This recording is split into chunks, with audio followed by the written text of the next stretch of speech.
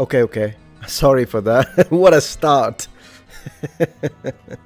Alright, I'm gonna say hello. Yeah, I see I'm picking up sound now. Sorry, got disconnected. Thank you so much, Ray Gonzalez, for the support as always. Really appreciate that. Thank you for the 5 Metatron memberships, my friend. And hello to Gustav from Denmark. Thank you, Lordy Daddy, for the Doddy. Daddy, I don't know how you pronounce it. No questions. Hope you have a good day. Appreciate that. Thank you. Hello. Hello, everyone on Twitch as well. Thank you so much, my friend. I appreciate you like the videos. Thank you very much. I don't know anything about this Italian husband thing. I have no idea. How you guys doing?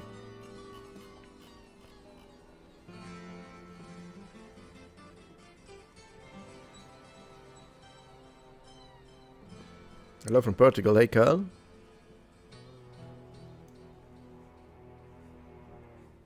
Buenas tardes, David. First time here. Catalepsy Kills. Good to have you here. It's 1 a.m. here, says Philip. Where is here, Philip?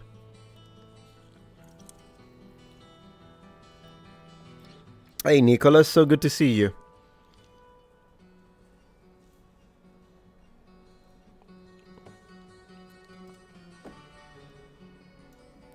ARH991 says, hi, Metatron, wanted to ask if you could do a reaction or analysis of agnostic channel that make very good videos with research called Esoterica. I may have watched a couple of their videos maybe a long time ago. The only problem with this kind of videos, however, is it seems like they're not doing very well for me right now, so it's difficult to justify production, I'll be honest with you. So I don't know, I might have a look at it on my own, but making an actual video might be a bit of a problem. Of course, yeah, Mirror's Edge Catalyst soundtrack, absolutely. But my favorite soundtrack is still from the original Mirror's Edge, from the level called Pirandello Kruger. I listen to that one a lot when I write my scripts. Guys from Germany, cool. Same for Johan. I did hear about the passing of Ozzy Osbourne. Yeah, it's unfortunate. Next question is from Norman Payne. How long have you been doing YouTube? Probably 12 years, all things considering. I think about 12 years. Hey Baron, good to see you. Sent you a video to react to. I'll see, but right now you may have noticed that I've been decreasing the number of reacts. I'm testing, I'm doing some tests. That's why I've been live streaming a little less, because just to let you know about that. So yeah, I'm doing some testing. The testing initially is being scheduled for about 2 weeks in order to gather enough data, but I might continue it, it depends. So what I'm testing is to see what happens if I post a little less. So rather than posting every day, I'm posting, what's the word, every other day. And then at the same time, I'm going live a little less. And the reason why I'm testing this is to see how that affects channel growth, average views, and revenue. So I want to see what happens. Ideally, we test it for 2 weeks, but it depends if it's sustainable for 2 weeks. Because of course, one of the things that I'm expecting is a dramatic drop in revenue. Usually that's what happens when I don't post as much. The average views per upload now have gone up, but usually that's not enough. This is actually kind of a misunderstanding that sometimes I see people in the comments have when they say, hey, Metatron, but you used to get 100,000 views with your videos, but now you barely hit 30,000. Apart from the fact that not necessarily true, but it's true that it does happen more often with daily uploads, that some of the videos don't get many views initially. The reality, though, is that if I could sign to get a guaranteed 150,000 views per upload, but I upload twice a week, or even once a week. In fact, imagine once a week, or a guaranteed 40,000 on a daily basis, then the latter is going to make more money. And so there is that. Like, people don't see that. They look at the individual views of a single video and they think, oh, this is not good. But the reality is that smaller views, fewer views, but more uploads is better from a financial perspective. But not everything is finances, of course. So channel growth is another thing that is important. I noticed that going live a lot, I lose subscribers. I literally, every time I go live, I lose like 200, 300 subs. I don't know if it's a bug. So I decided to try and reduce the number of live streams to see if that counteracts. And it looks like it is, but I'm not still sure. I need some time to see that, because I would like to hit the 1 million subscribers, not for any specific reasons. If anything, just as a milestone, you know, it could be fun. Could be fun to be like, hey, after 12 years. But anyways, we're doing some testing. That's just so you know that if the frequency looks a little all over the place, it's because we're testing the system. And then after the 2 weeks of testing, I'll decide if I have to revert back to daily upload and a lot of live streams, or if we can find kind of a in-between, if you know what I mean. So we'll see.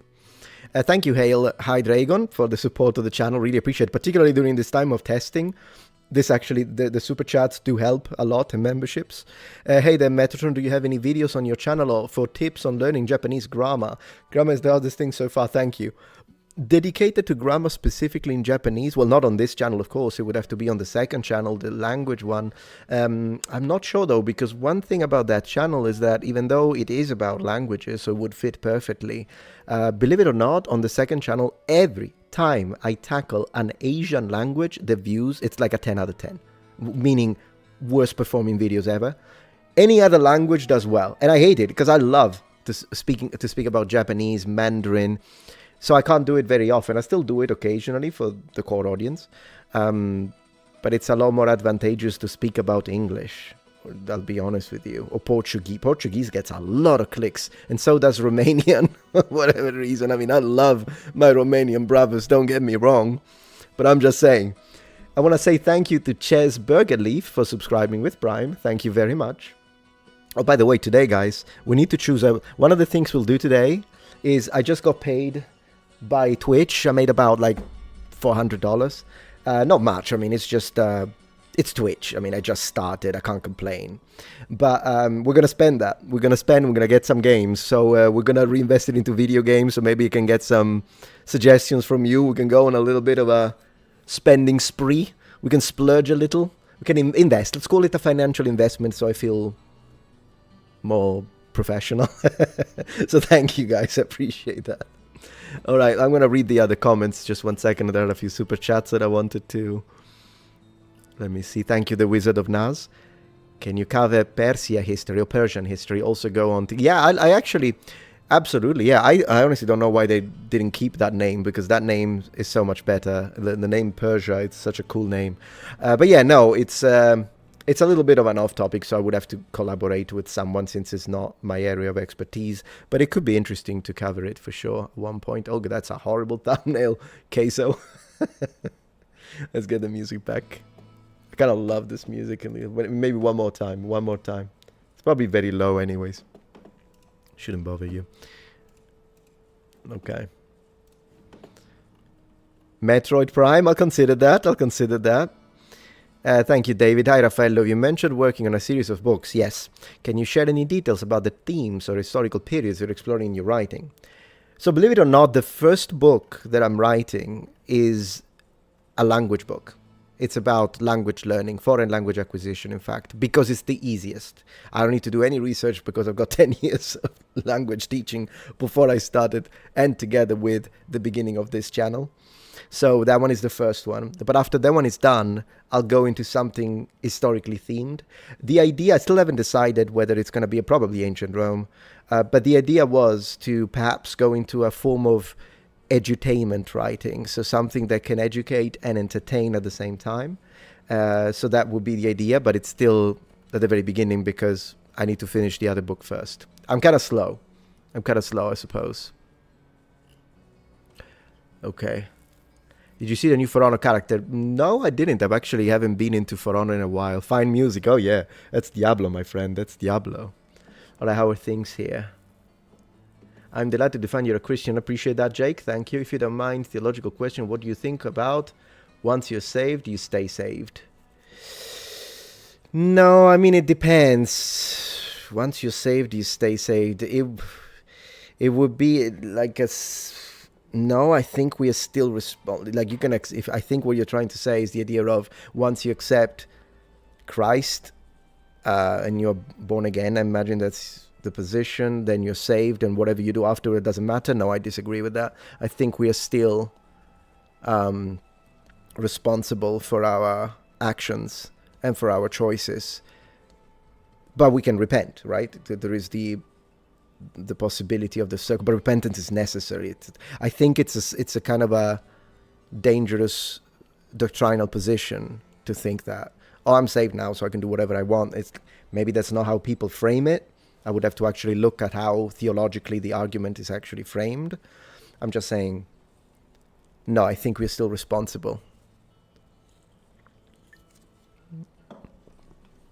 So yeah. So let me see. I'm gonna jump around a little bit, and then. Yeah, goodness gracious, the algorithm, my friend. I've been trying to figure this thing out. That's why we do testing, right? We have to test. We have to test because I think some channels eventually die because they just stick to one thing. They never change. They never adapt. And unfortunately, like if I were, and I wish I could, I'll be honest with you. I'm considering doing it for members and Patreons, I'll be honest with you. But if I did a whole month where I posted the exact same videos that I was doing 10 years ago, so if I did like one video on this helmet, this other video, samurai versus knight, this other video, I'm gonna test my samurai armor and go outside, next video, Romans, Lorica Segmenta, if I did that for a month, it would be a disaster in terms of views. I hate it. But you have to adapt to how the algorithm works. With that being said, doing it for self-funded productions is not a problem, which is why I'm saying if members continue to grow and Patreon continues to go up, I'm considering doing that, because I know that a lot of the core loves that, and a lot of the people that support on Patreon and membership do like that kind of content. And I hate that I can't provide. Simply because I have to worry about what the algorithm is gonna think. What the think, if that's, machine thinking. You know what I mean? Sledge, that's a shame. I'd like to hear your input on Mandarin Chinese. Tell me about it. I like making videos on Mandarin Japanese on the second channel, that is. But as you see, that's the problem with the algorithm. It's like, okay, I make these videos, not worth the effort. But then again, we'll see, because the second has grown, luckily. So we'll have to see. Yeah, we're buying some video games today. Absolutely. Yeah, I know. I know. Views are difficult. Views are always a situation, isn't it? Have you seen the trouble with Stop Killing Game? No, I haven't kept up with it. So I'll have to watch the new video that what's his name posted. So there's that. How was the witch? Will you be getting back into sword fighting weapons combat? I think I've just answered that. I wish, my friend. Maybe, as I say, in the self-funded space. And yeah, maybe. And once again, this is not me. I want to make sure that you don't misunderstand. This is not me trying to say that I want to put things behind a paywall. Not at all. It's just me trying to find a way to justify the time production needed for the creation of videos that then are going to fail with the algorithm, which could mean posting at a loss, which sometimes can be done, and I have done it. I have done it in the past, in recent past as well. Like, I know this video is not going to do well, I'm still going to do it. I've done it. It's just that if you do that repeatedly, it's a self-destructing cycle. So you can do it occasionally. But again, if you put it in the self-funded space at the lowest tier to make sure that as many people can join, then it's fine, because who cares? Oh, it didn't get picked up by the algorithm, so what? It's picked up by the people that are funding it. So, at that point, yeah. At that point, wouldn't be a problem. No, I never read Shad's book. I own it. I remember starting to read it, then I got distracted, never picked it up again, which is a shame. I should read it. Greetings, my Muppet Emperor. Hey, Martin, good to see you here. How you doing?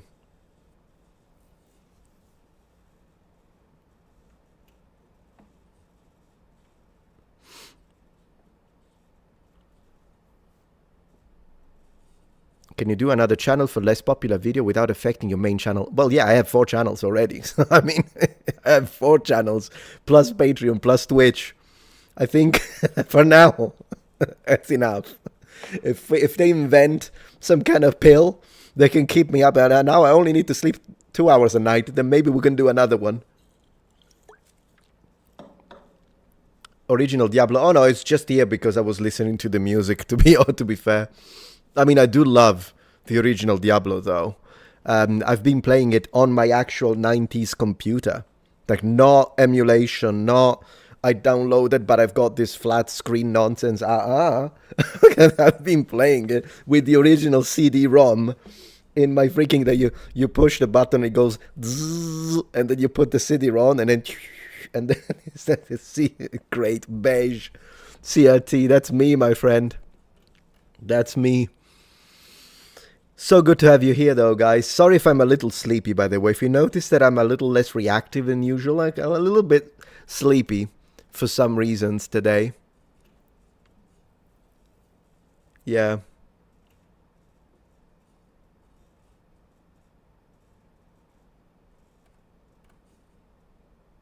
Do you like fighting games like Street Fighter 6?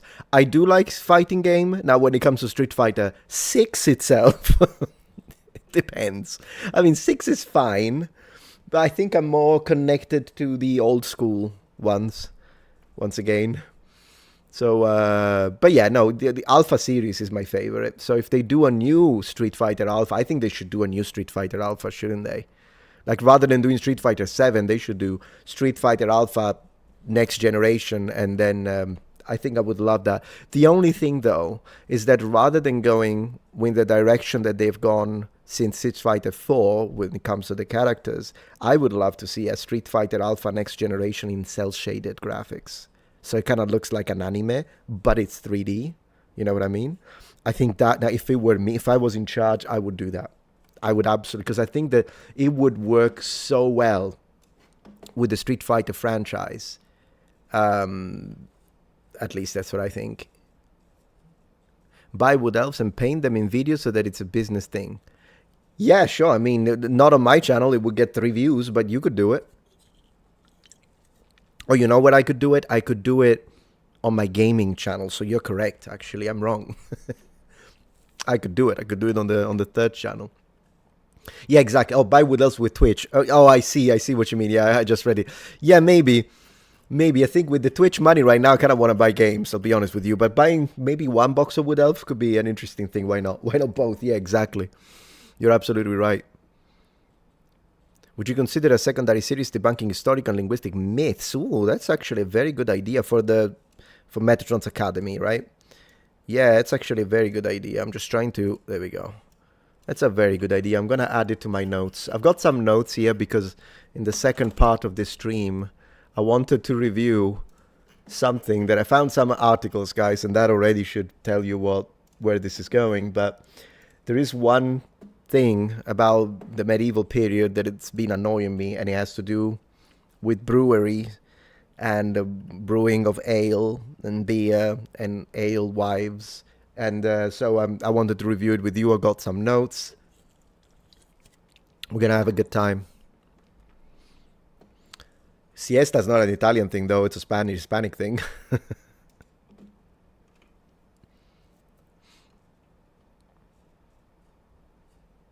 I wish, again, could you make a video one day, 16th and 17th century full plate armor, really find content? I would love to, but as we were explaining, kind of don't want to become a broken record. Probably Patreon and members, my friend. Probably Patreon/members. Can you review my song Run, Run, Run on YouTube? I don't review songs, Nathaniel. Sorry about that, but I appreciate the support, though. I might check it out after the stream.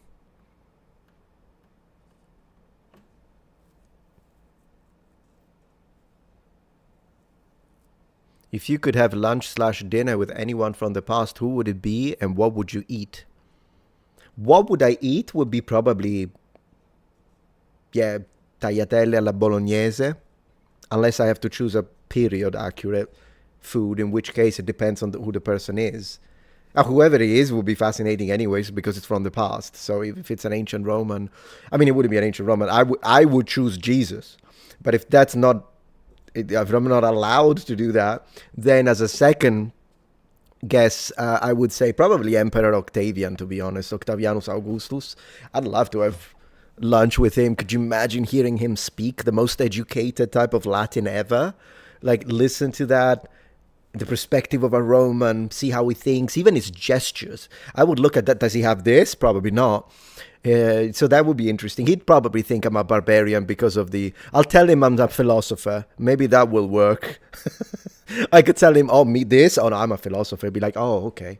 Maybe. I don't know if that's going to work. I might need a bit more beard. It might be convincing if I have more beard. Because otherwise he's going to think I'm a barbarian. He might not want to interact. So there is that. Yeah. I appreciate that, Armando. So good to have you here. Thank you very much. Oh my gosh, a Jubilee video? Well, let me tell you this much. I would never collaborate with them because they strike channels. In fact, my video, you know how everybody, I don't even know how people do it, but you know how everyone was reacting to the episode that was Jordan Peterson surrounded by 20 atheists, which originally was one Christian versus 20 atheists, but then there was the whole situation anyways. Yeah, everybody reacted to that, me included, but I couldn't post it because it got a copyright claim, and they clinged on that thing for 30 days. Even though I countered it, they still clinged to it, and they are infamous for this. In fact, they strike channels, not just claim, they strike channels, which is why I don't think I'm gonna react to anything they do again. And anyways, after the 30 days, they dropped it finally. But then after a week after that, because first I needed 37 days, they made me wait. And so by then it was pointless to post it. Like, it's not, I don't even know how other people do it. Maybe they post it even if it's copy claimed and they don't care about the revenue, just do it for growth. I don't actually know. But after 37 days, there was no point. So I actually, instead of scrapping the video completely, I uploaded it as a members-only video so that at least it kind of gets the support of the members and I could give something back to the members. Because as a video with the algorithm, after 37 days, it's like pointless. Like, unless it's an evergreen topic, aka Skyrim, you can make a video about Skyrim anytime. But yeah, that's what happened. So I don't particularly like them. I don't think I'll ever work with them ever.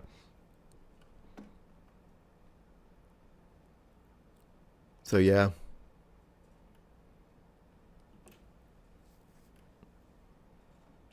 Would he speak Latin or Greek with you? That's a good question. He could probably speak both. It would be a bit like me. Like me, I can switch between languages. He could speak languages. I would ask him to speak Latin, to be honest, because if he starts speaking ancient Greek with me, I would have to have Luke Ranieri over. Hey, could you imagine that? Me and Luke Ranieri together sitting on the other side of the same table as Octavianus Augustus, and him just being a complete boss, switching between his native Latin and then showing off his Greek with Luke. Man, that would be awesome. That would be great.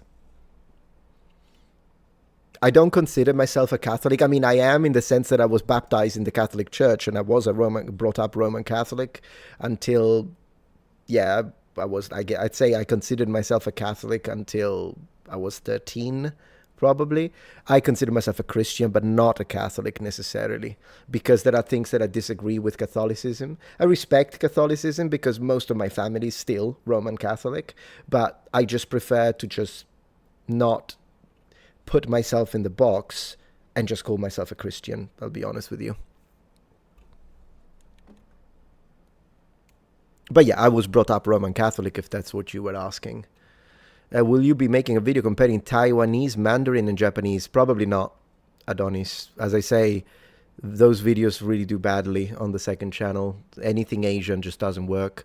I wish it did, because I love those videos. Although then again, maybe a comparison between mainland Mandarin and Taiwanese could be more interesting than comparing it with Japanese. But yeah, I like the sound of Taiwanese, by the way.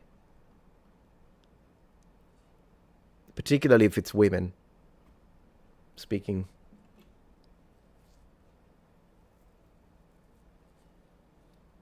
Interesting. Derek says, what are your thoughts on the possibility of non-Christians, even atheists, having Christian bias? I've been in reflection as an atheist, and I think I do have Christian bias socially and recognizing better. Yeah, of course, you're born in the culture. If you are an atheist that was born and brought up in a Christian family inside a Christian context, then you will have different biases than I may have. So, for instance, I have bias of desire. You don't have that.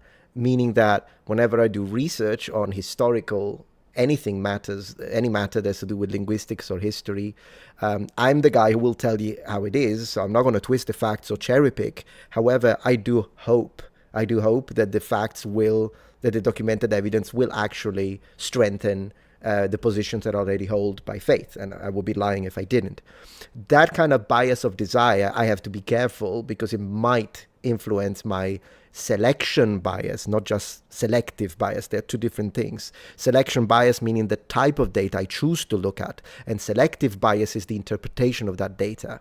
So they're two different things, and I have to be aware of it. You don't have that bias because you don't care, right, if it's real or not, since you're atheist. With that being said, probably there are some things that have to do with the way you look, like your matrix of interpretation, that definitely come from the Christian culture that you were brought up in. So on some, we would have some areas of overlap when it comes to our possible bias, yes.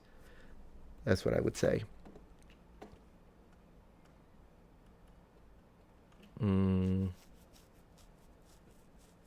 Dreamheart says, people gave Shad so much crap for the main character of his book, as if the views of his main character automatically means his supporter shares.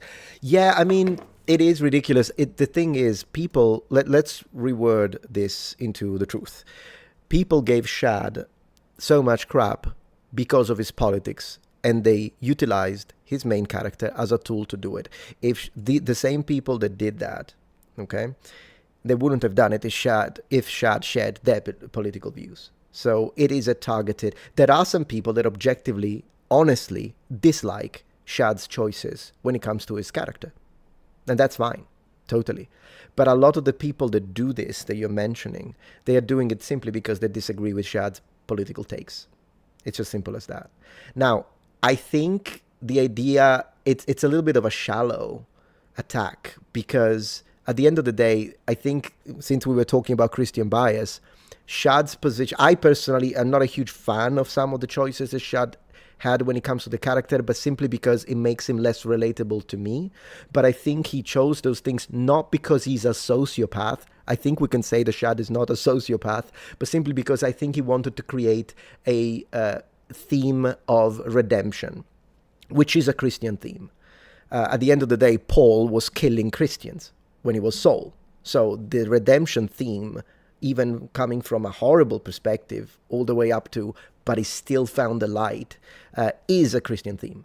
So I don't think there is anything wrong necessarily. I personally, I'm not a huge fan due to the kind of crimes that he decided to associate with the character's past, because it makes him less relatable to me. And I'm like, I don't know if I like this guy. But that's just me, right? But yeah, so this thing about you can absolutely have a critical and even a lot of criticism when it comes to Shad's ability to write if you don't like his style. Totally fine. As I say, I haven't read it, so I can't really present an opinion. Plus, talking about bias, due to the fact that we are friends, I would definitely be more forgiving and be like, yeah, but this is Shad, that type of thing. So I probably wouldn't be a good reviewer for his book, since I would be biased. With that being said, as I just explained, I'm not a huge fan of some of his choices, but to try and connect that to, oh, Shad is some kind of psychopath, is just a cheap character assassination attempt. And I think you can recognize that even if you hate him, because I know some people, due to the fact that my audience is very mixed, some of you absolutely love him, some of you come from his community, and others, you like me, but you don't like him. And that's fine. But I think at least it's important to, I think, be critical in the way we evaluate someone else's work, right? Because otherwise, character assassination is, yeah, there we go. So here we have someone who says, I like both of you. I appreciate that. I think a lot of subscribers are like that. But I sometimes read in the comments people that don't like Shad. And that's fine. I mean, it's your own choice. Yeah. Could you make a video on medieval court jesters? You know, my wife wanted me to make that video. She asked me years ago. I should probably do it just to make her happy. Who cares, right? Just one video. So yeah.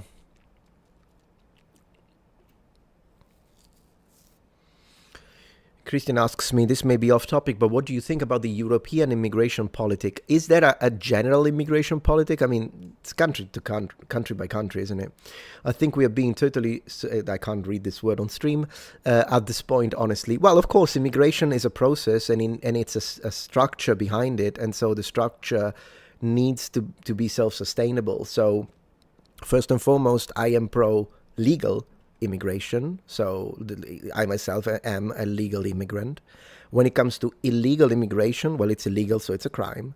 With that being said, sometimes there are people that are refugees and they need support. So that's a separate thing. And I'm absolutely in favor of helping people who are in need, unless they break the law, because if they start being disruptive and they hate the West, then get out of the West. So so I think people sometimes take the situation with immigration on the extreme. On one hand, there are people that hate all forms of immigrants, and that's wrong, at least in my opinion. But on the other hand, there are people that defend all immigrants, including the scum, and that's wrong. I mean, you would think that that's an obvious take. Believe it or not, it's not.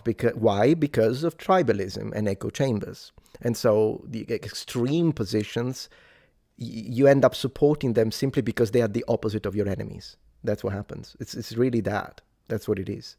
So yeah, no, of course, I am in favor of helping people that are in need, but there is a system and there is a limited amount of resources and space. And again, every country has the right and the duty of citizens first. But once the citizens are covered, I'm all for helping people who are in need as long as they're good people and they don't cause trouble. It's as simple as that. So yes, I agree that some of the things that are happening in Europe right now is a complete mess. But the thing is, I think it's because of extreme ideas. That's what I believe, at least. Superficially approached, of course. Probably each single thing I said would need its own tangent, I guess. Why can't a medieval knight beat an MMA fighter in grappling? I think, once again, it's case by case. It depends on I mean, if it's a veteran, I think it could.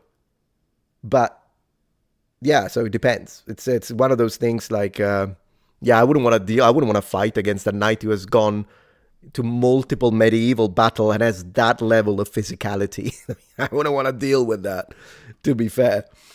Yes, as a friend. I mean, like, I'm your friend, right? I have to get around to buying Shad's book. You totally should, my friend, if that's what you want. Absolutely. Will you do more Max Miller reactions? Hopefully in the future. As I say, I've reduced the number of React videos, but I haven't completely removed them because I know that some of you like them. So probably, yeah, one of these days I'll do a reaction to we could even do one, maybe not today, but we could do one tomorrow.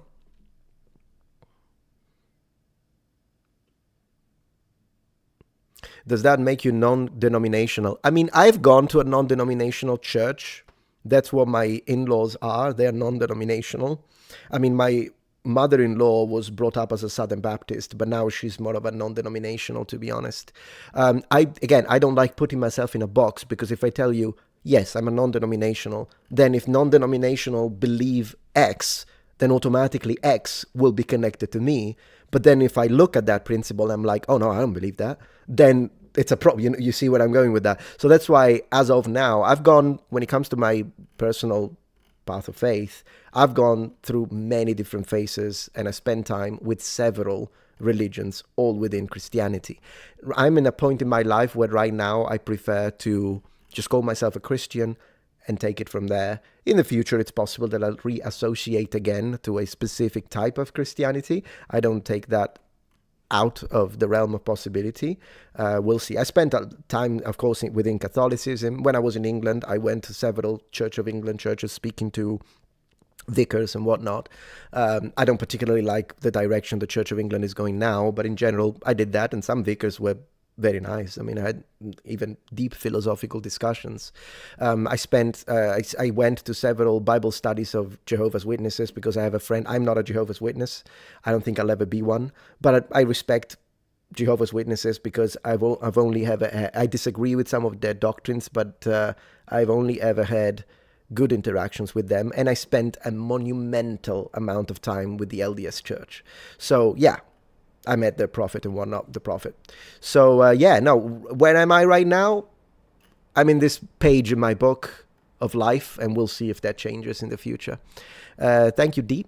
Being fluent in languages like Italian, Sicilian, English, French, Mandarin, Latin, Greek, and Japanese, how do you approach a new language, and what's the most challenging language you've tackled? The most challenging language I've tackled is probably Japanese. Yeah, so that took longer than usual to reach fluency. When it comes to, again, I'm not fluent in Greek and Latin, though. I am fluent in Japanese, Sicilian, English, Italian. My French and Mandarin are conversational, just to be specific. I don't want to be like, oh, look at me. No, I'm just want to be straight. So, yeah. How do I approach? I kind of use the same method because it works. And it's the method that I've been putting down on paper with the book that I'm posting, that I'm publishing, hopefully soon, on language phone and language acquisition, because it works. I'll talk about it, but it has a lot to do with a series of exercise. In fact, the book will come with 35 exercises organized in order of difficulty that allow you to do things that actually work. Again, I'm not the only one who knows this. This is not a secret, but it's experience. It's experience put all together into one book that can help people kind of do the same thing that I did when I picked up my English, when I picked up my Japanese, etc. So that's the idea, yeah. Salute you for your comment on immigration. So what you said, I mirror 100%. I appreciate that, Gerald Hickory. I think most people do because it's kind of a position of logics and dignity. And unfortunately, yeah, I think people, and some people, by the way, are pushed to the extreme from the other side. So they interact with the worst the other side has to offer, and that radicalizes them. That's why now we are seeing that there are positions that up to even a few years ago would have been categorized as extreme. Now they're becoming more common because people are sick. People are in a position of frustration, and frustration puts you in a sort of risk of embracing philosophies and ideologies that you wouldn't have if you weren't in that position. And unfortunately, that frustration is often created by the extremes on the other side. It's kind of a self-feeding mechanism. And it's not easy. It's not easy because when you see some of the nonsense and you're like, okay, this is really pissing me off, it's normal to have a reaction like that, an emotional reaction. And yeah, it is what it is. I'll buy your book when it gets published. Thank you so much, David Tomes. You'll know because I'll spam it everywhere. A bit like I'm spamming this boy. Metatron's plushie. Come on, guys, let's make it happen. When I say make it happen, just to share your little, and then I'll get back to the chat. Don't worry, if you wrote comments, I'm not going to skip them. I'll check them out. But just to give you a little update on this, on the little Metatron adventure, it's moving, but it's a little slow, I'll be honest with you. But I still believe in it. I'm just going to share it. Well, okay, well, we sold a couple, actually, since the last time I checked. So right now we are, just to show you where we're at.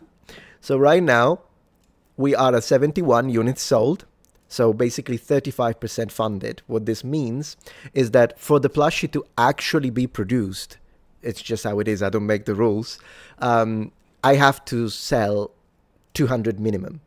And imagine that we end up selling 113 by the end of the campaign, everyone gets a refund. It's just how it is. It doesn't get produced at that point.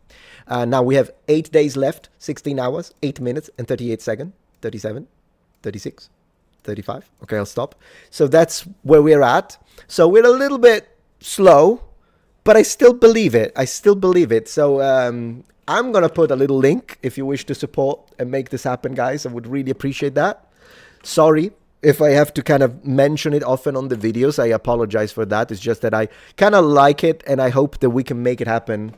And because it's kind of a nice thing to do. So I'm just going to put it here. Oh, don't worry about it. No, don't worry about spamming. No, I'll check it. Don't worry about it. I'll check your comment. So I'm going to put it there, guys. It would be great If we could hit 80 today, I think that would be fantastic if at the end of the stream we sell 9 more units. Get it for your friends. Get it for your friend's kid. Get it for your nephew. Get it for your little daughter, your son, your cat, your dog. If you have a Pomeranian like I do, I can already testify that they like this to the point that my Pomeranian, I have to take it from him or I would not have a prototype to show you. So, I'm just saying. It would be fantastic, guys. Minitron. Appreciate that. Thank you very much. So that's where we are at. I'll give you a little update at the end of the stream to see if we did money. And if you can't, it's fine. Don't worry about it. Okay. So I'm not trying to shame anyone because I know some YouTubers do it and they piss me off when they do that. I absolutely understand. I mean, it is $29. It's not $3. So it does have a little bit of an expense. It's a difficult moment. And I absolutely respect that. But if anyone is like, oh yeah, I forgot about that. Yeah, I'll get a Metatron plushie. Then it's very much appreciated because it does support the production. I really appreciate that. Thank you, guys. Yeah. What is your favorite part of the early Middle Ages? Of the early Middle Ages, favorite part. I love the towers and the structures, like the first type of fortifications for me when it comes to castles. It's either the early ones or the late Middle Ages when they get like spectacular. But there is some, even the early wooden fortifications, they have something to them, if you know what I mean. Thank you, Ray. What do you consider some of your favorite civilization, culture, history, language, anything that you like? For me, it's Spanish, British, Chinese, Han, Japanese, and Roman. Yeah, I kind of share these with you as well. I've recently found an interest in medieval Portuguese as well. I've been reading a few things, and I was like, oh, you know what? Nice topic, actually. And what else? Then we would have to go really way back in time, and Sumerians, Sumero-Akkadians are fascinating since I've been reading some of the mythology and religion. And then that really got me curious into the weapons and armor, so I started looking for images. The images of Akkadian and Sumerian battle formations with spears and shields, it looks good. So I noticed that lately, whenever a video game offers either the Sumerians or the Akkadians, I love playing that civilization for a change, because usually I always play Rome or Greece. But for a change, it's actually kind of fun to do that. Yeah. So let me see. Thoughts on Nietzsche? Oh, goodness gracious, I haven't read anything from this philosopher since high school. I don't remember anything, to be honest. Why do you believe in God? How do you explain? Well, that's a lot of questions. How do you explain evolution and universe and everything? You have always been the voice of rationality for me, so I have a hard time understanding. No offense. Yeah, no offense taken. So when it comes to why do I believe in God, I would refer you to my video, Why Do I Have Faith?, where I go into the details as to why, even though I'm a man of evidence, I do absolutely have faith in God. So I would refer you to that, because it would be a little long. It's there all organized for you into a scripted video. When it comes to the second question, how do you explain evolution, the universe, and everything? Well, it kind of the science and religion are not mutually exclusive, unless you're a young Earth creationist. In that case, then by the way, someone bought a plushie. Thank you, guys. Appreciate that. So I'm saying I'm not a science denier. So I'm an old Earth creationist, first and foremost. So I do believe in the Earth being basically the age that science says.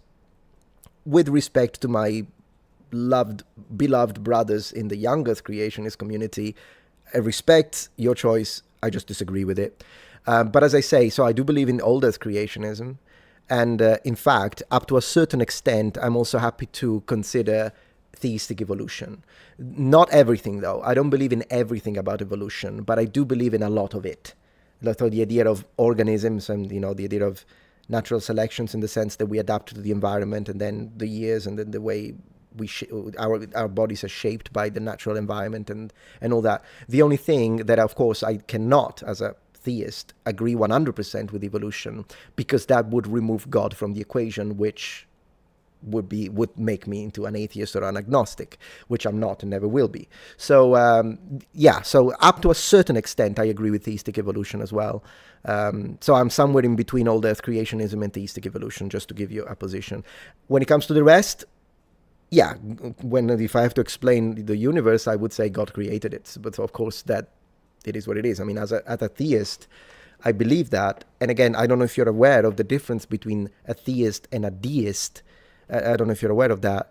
I am a theist, not a deist, which means I believe not only because both believe that God created the earth and the universe. It's just that a deist does not believe, basically they believe that God did that and then disappeared and never interacts with us. So I disagree with deists when it comes to that. I could go deeper on that, but I kind of don't want to make the whole stream about religion, if that's okay. I don't mean to be disrespectful, but I appreciate that you were respectful in your questioning. So that's always appreciated. Yeah, anyways, let me see.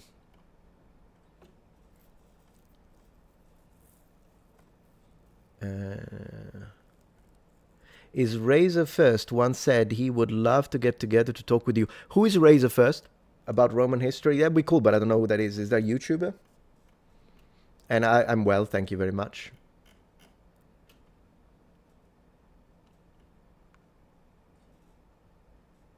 Yeah. Cool.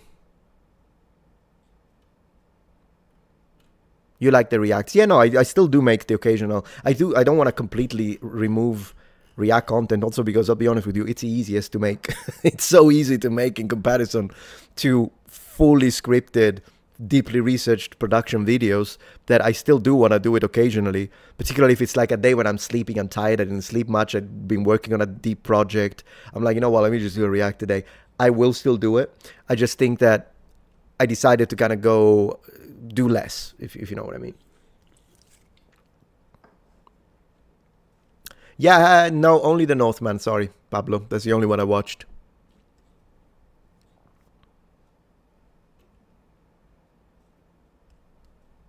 I appreciate that, TJ. I appreciate that. Thank you.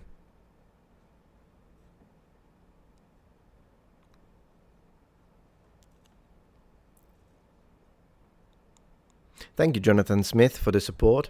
Was raised to view the Father, Son, and Holy Spirit as separate and never understood why people insist they are one being or aspect of one. I felt like that unity was to aid gospel spread to pagans. It depends on the Christian religion. It depends on the religion. So a Trinitarian approach to Christianity does believe in the Trinity, which means they believe that, yeah, God, Jesus, and the Holy Ghost or the Holy Spirit are one. And then that's just the Trinity. Not every Christian religion is Trinitarian, though. So there will be religions that do not believe that they are, and they do believe that they are separate. One of which is, for example, the LDS Church. They are not Trinitarian, non-Trinitarian. So I don't know how the Jehovah's Witnesses believe, to be honest. I have no idea. It doesn't sound like something they would believe, but I don't know. Have you seen the video slandering the whole medieval YouTube scene? Who? Freddy Boy? Yeah, I've been making a response video. It's in the making. Don't worry, it'll come out. I should be able to get it out this month. But yeah, I did watch it. I watched it all right. The Plushatron. Yeah.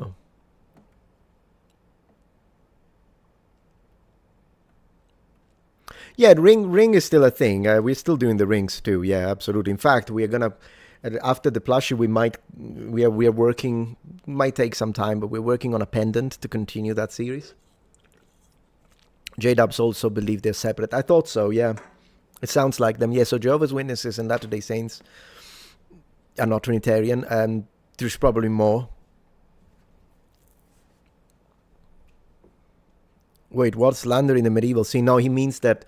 He means that the YouTuber Freda made a video about me, Shad, and Lindy Beige, and yeah, it's just a political antagonism. That's what it is. It's masked, as I will demonstrate, by the way. It's masked as, oh, I'm big shot historian, and these guys don't know what they're doing, and this is all about history, but it's not. Have you seen his politics? I mean, that already should tell you what the actual reason behind that production, apart from, thank you very much, and this is Surfshark VPN, brought to you by.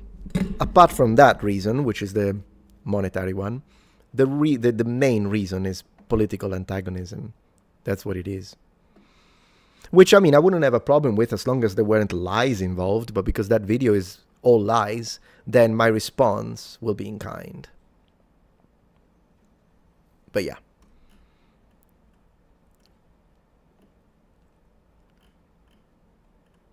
That's where we are at. Do you still keep up daily spoken practice with Potonhua and Nihongo? With Mandarin, not really, no. With Japanese, well, not really, no, neither. Daily, not really, no. I've been a little busy for that. But on a weekly basis, yes, I do practice them on a weekly basis. I should get back to the daily uploads, though. I absolutely do. Are they still Christians? I usually just consider them Christian-inspired. I know that this is a hot topic, whether Jehovah's Witnesses and Mormons are Christians. I would say yes, but I do know that this will upset some of you, particularly if you're an evangelical Christian or a Baptist. And that's fine. I mean, you can disagree.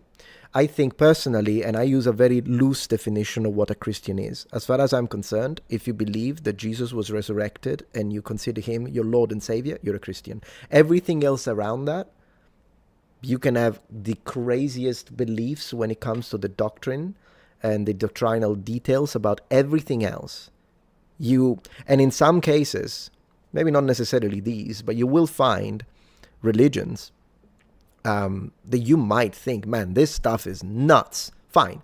Then they're still Christian, though, if they have that core basis. To me, that's the way I say it. That's the way I consider someone to be a Christian. That's a Christian to me. And then everything else is details that we can discuss, and I can agree with some, I can disagree with some. But this otherwise it feels like religious gatekeeping, to be like you're only a Christian if you believe like me. And to me, that's a problem because, I think anyone can be, as long as people accept Jesus as their Lord and Savior and believe in the resurrection, then you're a Christian. And then the rest is your personal freedom to believe whatever surrounding details you want. And also because at the end of the day, when it comes to salvation, it doesn't really matter. The details don't matter that much when it comes to that. But then again, that's just me. What do you think of Alex O'Connor? I've got 3 videos on the guy, so you can find out checking out the videos, man. Not trying to be disrespectful, but I'm saying I like Alex O'Connor. Of course, I disagree with him, but I like him as a creator, to give you the quick answer. But if you want the details, then yeah. Yeah. What do you think of those things under the pyramids? That's another one that I've got like 50 videos on. Yeah, people tend to forget that some of the people who laid the foundation for modern science were men of cloth. Absolutely. The Big Bang Theory, genetics. Yeah, Big Bang Theory was from a Catholic priest. At least the initial logical ideas behind it, then the science had to be put in. But yeah, no, a lot of science, at least a lot of the foundation of science and academia occurred with men of faith. Although it is also true, we have to be honest and say that today, when it comes to the majority of scientists, they are either atheists or agnostic. There is a percentage of scientists that identify as theists. With that being said, what are the percentages of that? What, 8%? I don't even think it's 10%.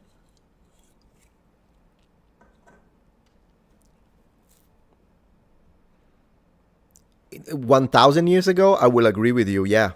1,000 years ago, absolutely. Education as well. If you look at how Islamic kingdoms, again, 1,000 years ago, they were very advanced when it comes to the educational field. Then something happened, I guess, in a lot of those countries. And yeah.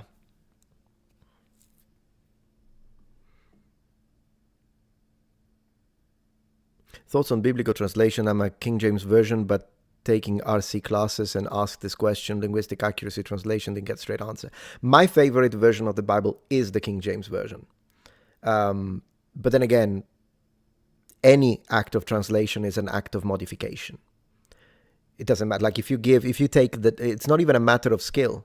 You can take the 10 best translators in the world, give them the same book, and they will come out with 10 different books, because there are choices that need to be made, and there isn't always a matter of, well, one is the correct choice. Well, it depends. So at the end of the day, if you want the best, you should read it in Hebrew or in Greek.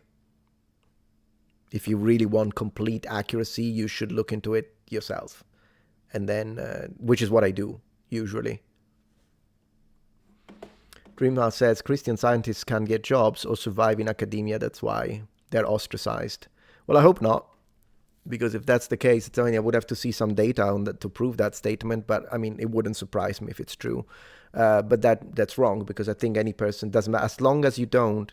That's why I made my critique video yesterday on that Italian historian that allowed his personal beliefs that came from his Catholicism to interfere with his scientific approach or academic approach. That shouldn't happen. But as long as someone doesn't do that, the fact that in the privacy of your life, you pray and have a personal relationship with God, it should not matter, as long as you don't basically go to your frigging science experiment and as a biologist or as an astrophysicist and start saying, guys, this is how it is, God told me.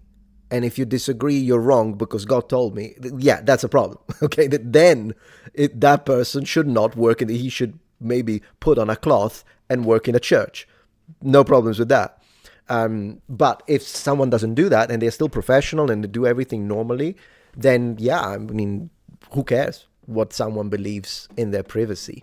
And when I say privacy, I don't mean that they need to hide it, because I know people will be like, oh, you're saying that? No, I'm saying that they should just separate the two things, because they're two separate fields. They're two different things. Yeah. Glory to Pompey, my friends. Always glory to Pompey, my friends. Worst Roman emperor, in your opinion? I mean, Nero gets probably Nero, or... You know, it's difficult because we would have Adam to decide what our pattern of evaluation is. What are the criteria? Because worse for who? Because if it's worse for the people, worse for the money, economic situation. Because if we are looking at worse as an individual, I don't know, Hadrian is going to have a pretty high position in there, because I once read, and I made a video about it, but I once read this post. It was an activism post, and they were saying how beautiful Adrian was a representation of love is love, and because he was gay, and apart from the fact that he probably was bi, not gay, but regardless, they were like saying, look, he's a LGBT emperor, and I'm like, you don't want to claim him. You don't want to claim him, because they were speaking about this beautiful relationship and love that he had with this guy. Problem is, the guy was a kid. So you're not doing activism. You're doing a disfavor, because then you know how your opponents are going to use that. I think I don't need to continue. So I think, even though I am, of course, judging him from my perspective, not necessarily his, so I'm not whatever, but I think Hadrian was pretty bad, if you look at that in that specific context. And definitely the people that write those articles, they're absolute morons. Absolute morons. What do you think about Rome? I say glory to Rome, my friend. That's what I think. Yeah. Hey, Ray. I just learned about this, but do you think the Catholic Church is going to canonize that one samurai as a saint? Ooh, I think that would be awesome if they did, to be honest. I know who you're talking about. Gosh, I don't remember his name, but I know who you're talking about. Yeah, it's not even pederasty, it's worse, because pederasty is with teenagers. I think this guy, how old was the kid? But yeah, maybe it is a form of pederasty. I don't remember the exact age, but yeah, it's pretty bad. Definitely not two consenting adults, I can tell you that much, with Adrian. Best Roman emperor for me, it's Octavianus Augustus. Yeah. They'll just omit the nasty bits. Oh, I know. I'm aware of that, but it's disingenuous. Yeah. Hello, Cataphracт. Cataract. Hello from Greece. Hello. Long time follower since before your Norman Spy video. Oh, goodness gracious. That's a long time ago. What name do you prefer for the Constantinople Empire? Why it's many names, which is most historically accurate? So you're talking about oh yeah, I see. So I think it has to do, of course, with the city, because Constantinople, which today is Istanbul, before was Byzantium. So that's why it's the same city. Constantinople was built on the vestiges of Byzantium, and then Istanbul is basically where Constantinople is. It's the same city. So yeah, you say Byzantine Empire. That's why you call it like that, because it's the same city where they put. Yeah, it's a little bit of it's a rebranding, really. It's PR. That's what it is. Hey, welcome back, Daniela. Good to see you here. Good to see you.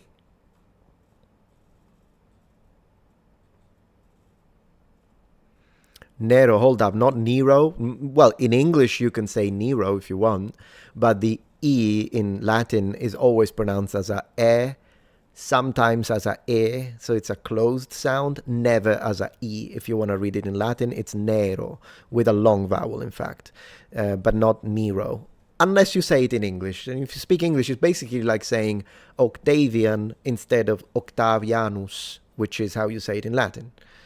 So yeah, I say Nero also because it's just normal to me. It just feels, because that's also how we say it in Italian, minus phonemic vowel length. Yeah.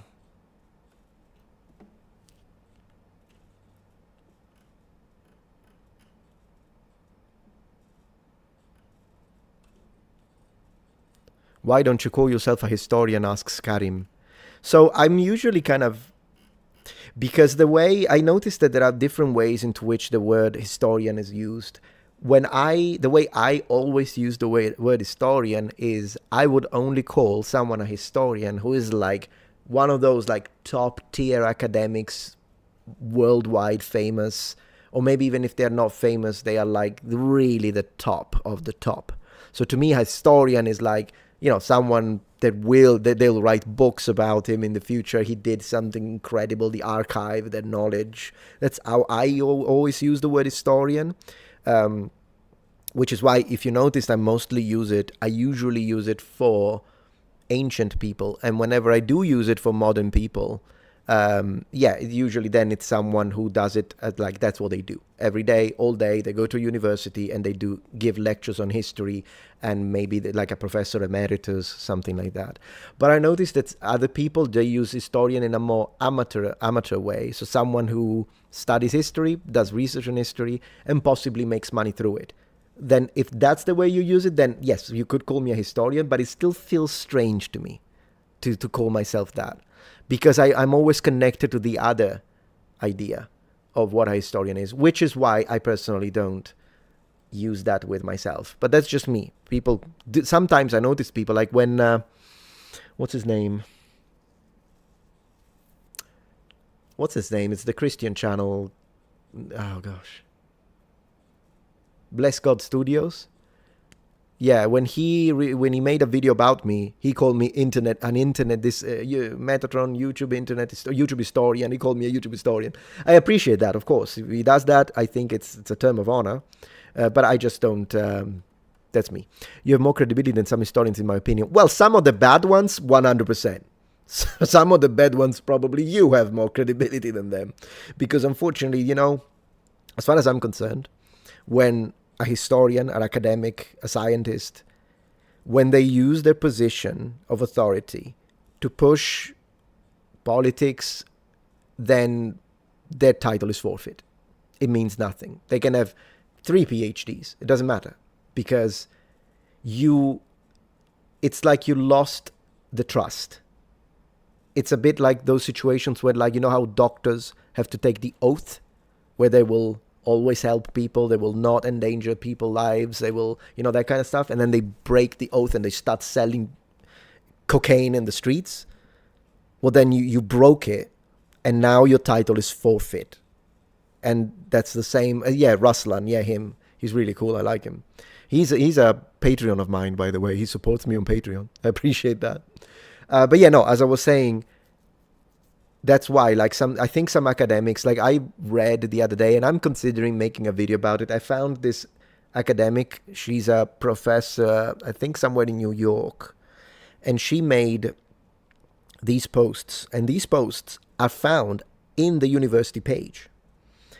And it's insane, guys. The level of activism, and I'm saying bad faith activism, not activism in the sense that you recognize that there are some things that are not just, and so you want to speak about it. Still, you shouldn't put it on a university thing and then slap your PhD on it because it's wrong. It's a fallacy of authority at that point, particularly if it's a field that you're not competent in, but whatever. But the person, this person, I read this, I have it already. I made a folder about it. I might make a dedicated video, but just to give you an idea, she wrote this post where she was saying, it was a post about white supremacy, which seems to be like 80% of what professors in academia are interested in debunking these days for whatever reason. So it was about white supremacy. But the crazy thing is that this professor was twisting it.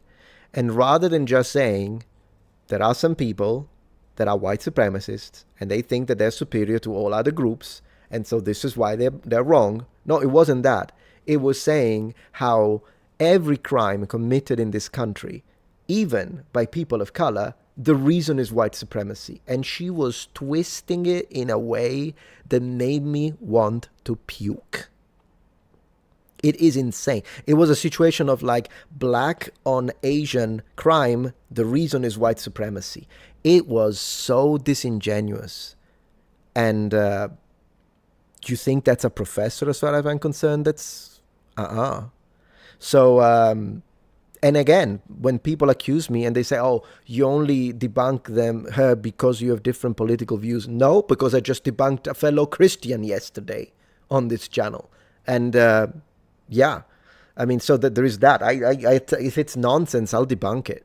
If it isn't, and that is nonsense, by the way. That is absolutely nonsense. So that it is dystopic. You're absolutely right, Karim. You spot on. It is dystopic.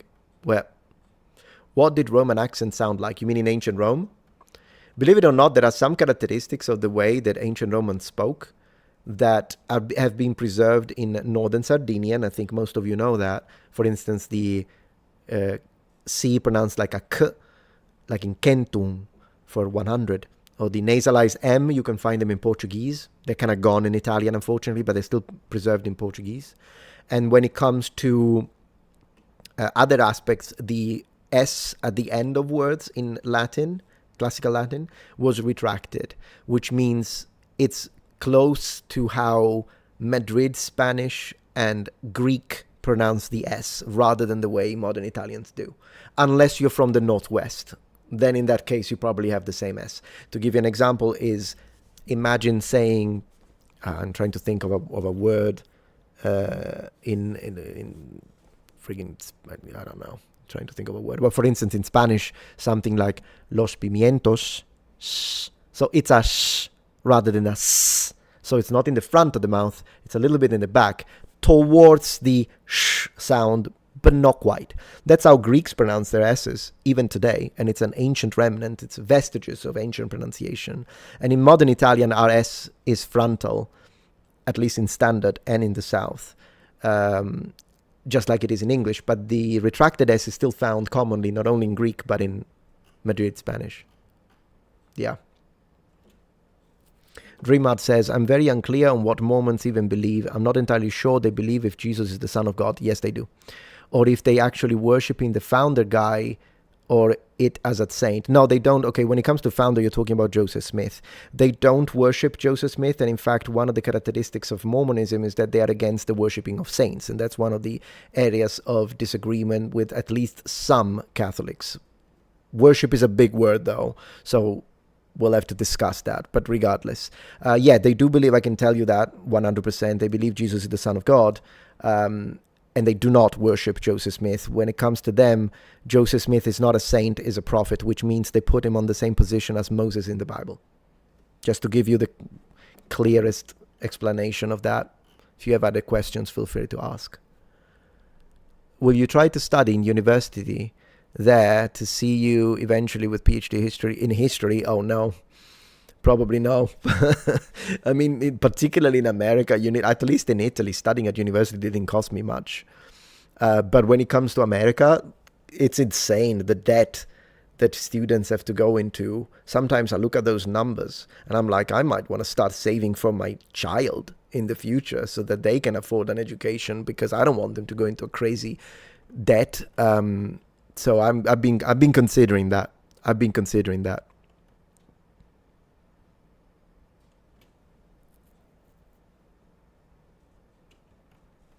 Yeah.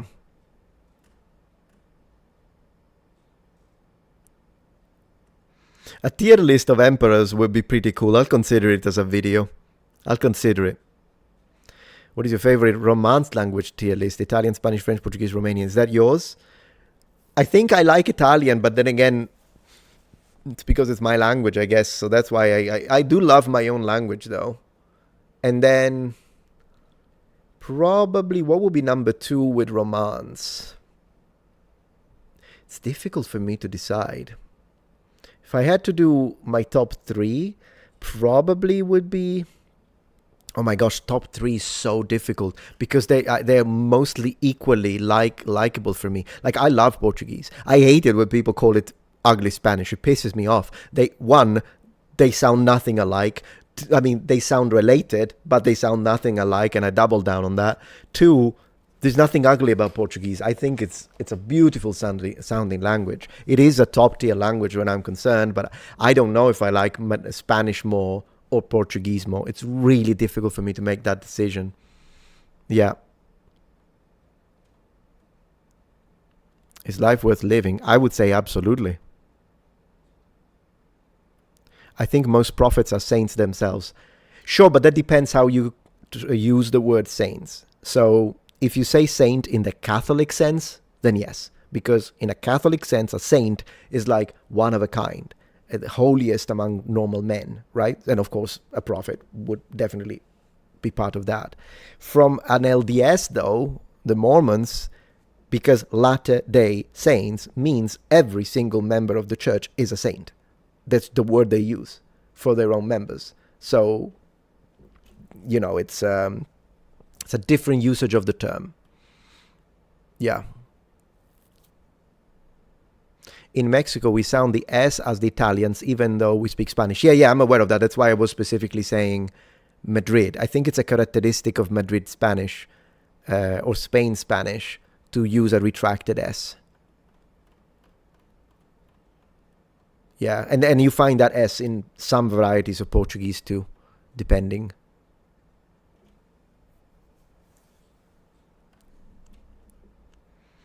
You debunk many of those frauds. Oh yeah, trying to, as much as I can, and you help keep the record straight, literally preserving history. That is basically one of the main pillars of this channel, which is also one of the reasons why I'm hated so much. Because it does put me in a position of getting a lot of backlash. And unfortunately, there aren't that many history-focused channels that are okay doing that. So there are milquetoast historical channels, and then there are a bit more like controversial, stand-the-line historical channels, and I'm definitely the latter. At least you can hate my guts, but you can absolutely say, okay, I hate Metatron, but he's not milquetoast. For those of you who don't know what milquetoast means, I kind of want to give you the definition because it's a funny thing. Let me see if I can find it. So yeah, I mean, this kind of gives an idea. It's not exactly, but just to give you an idea. Milquetoast is a noun that means a timid, submissive, ineffectual person.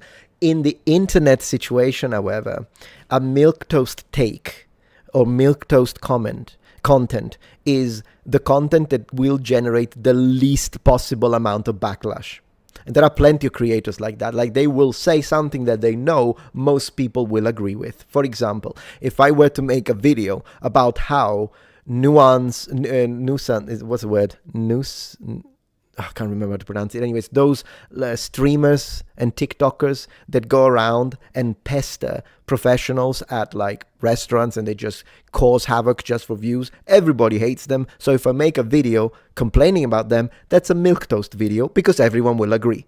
But when you make a video that instead can be, some people will love it, some people will absolutely hate it, and so you put yourself in a position where you will receive backlash. That's the opposite of milquetoast, and that's usually what I do. Milquetoast, in other words, takes no guts whatsoever. In fact, a lot of it's spineless. In fact, a lot of milquetoast channels, and they make a good money with it, what they do is not even their opinion. They pander to their audience. So they see, okay, that's what the audience likes, so I'll just say that. It's not even their opinion. They just do it because it's milquetoast, and their audience will like it. It's as simple as that. To each his own. I would feel like I'm disrespecting you if I just told you what you want to hear. I mean, that's just me, but it's just how I feel about that kind of stuff, to be honest. With the milquetoast stuff. Talking about nonsense, since we are discussing that, let me see. Would you do a history of Afrocentrism? I think it's more correct to call it Afrocentricity. But regardless, Afrocentrism I think is fine as well as a term. I've been considering making a video. Since they already hate me and they keep making hit pieces about me, I've been considering making an actual big, high-production video and called it like, Why Afrocentricity is a Cult. Talking about non-milquetoast. I've been considering it. We'll see. I'll think about it, but it is something that I've penciled in, guys. It is something I've penciled in, and we'll see if they end up pissing me off. I might do it and see what happens from there.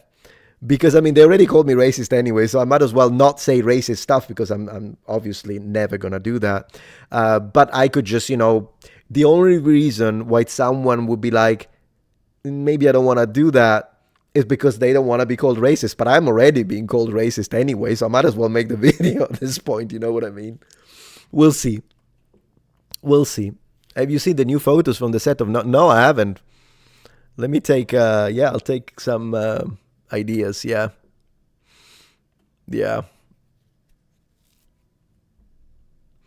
A lot of milk, see? Yeah. Appealing to the masses, that's one way to put it, absolutely, yeah.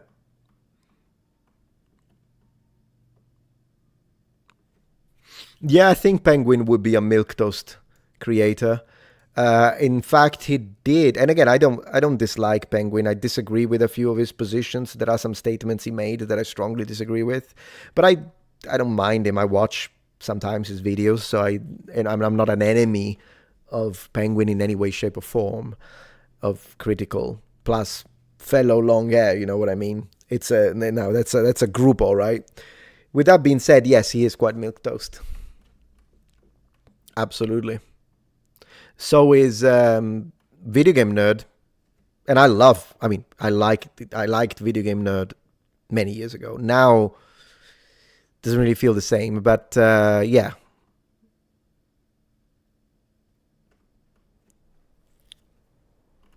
Anyways, let me check our things over here.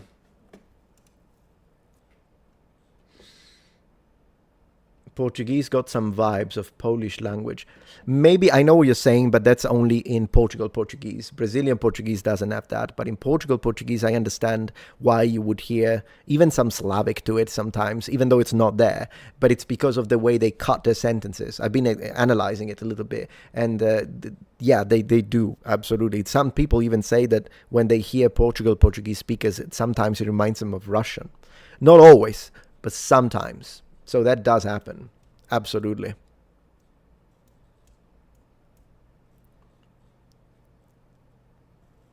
I actually don't think that Asmongold is milquetoast.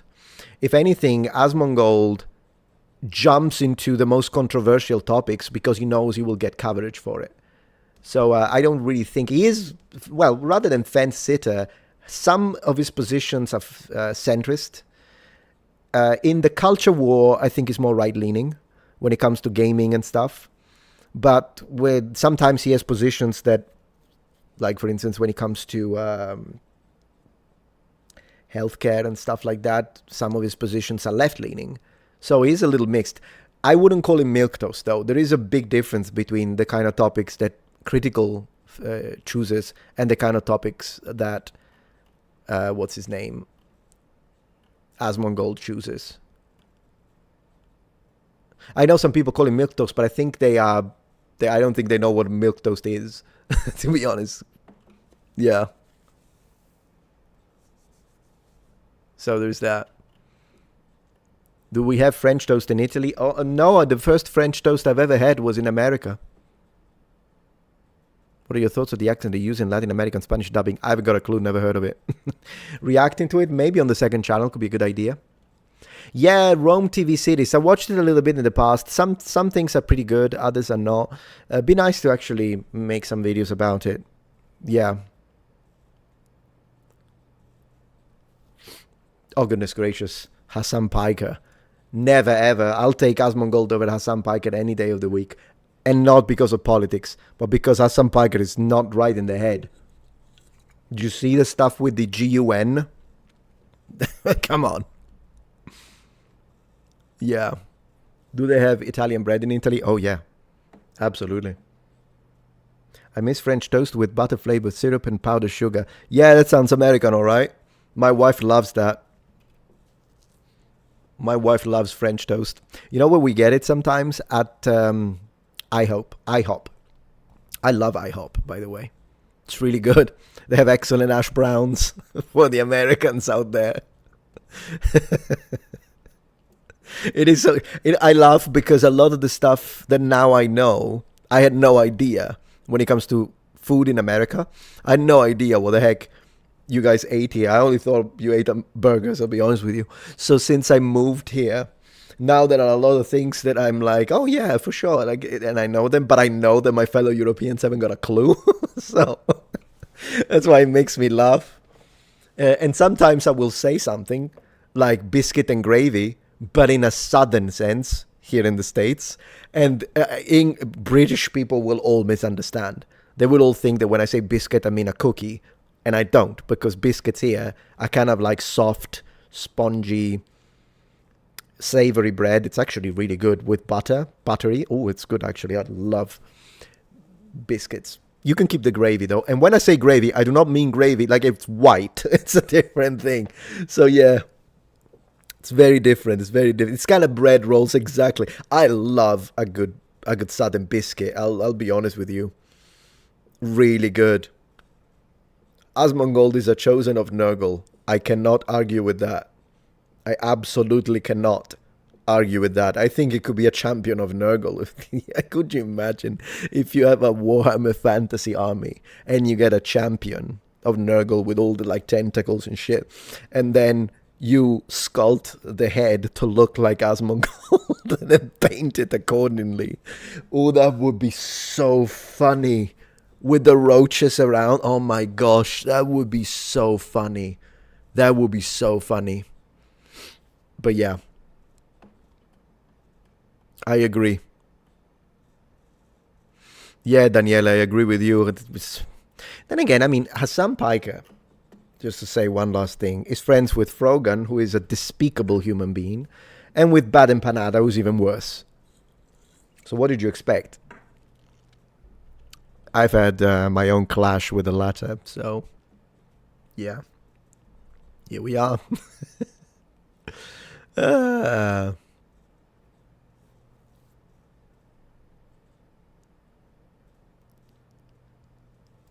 You think there is a limit to the number of languages in which an individual can retain advanced proficiency, such as C1 and C2, without gradual decline?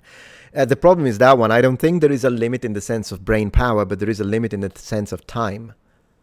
Right? So if you had a human being that can, for whatever reason, live a few hundred years, then I don't believe there is, as long as they keep practicing it, and yeah, you can limit decay, I don't think there is a limit, to be honest, when it comes to brain power. Maybe. I mean, I'm sure there is a physical limit at one point, but it's probably like a lot. You can learn a lot of words, a lot of languages, definitely. Also because at the end of the day, then if they're related languages, it's not going to be as difficult, for example, to pick up. Like as an Italian, picking up whatever, Spanish, French is definitely easier and requires less effort.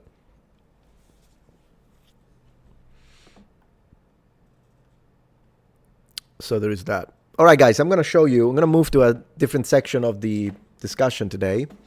I'm still going to read the chat, of course. And again, thank you very much to the kind soul that ordered a Metatron plushie during this live stream.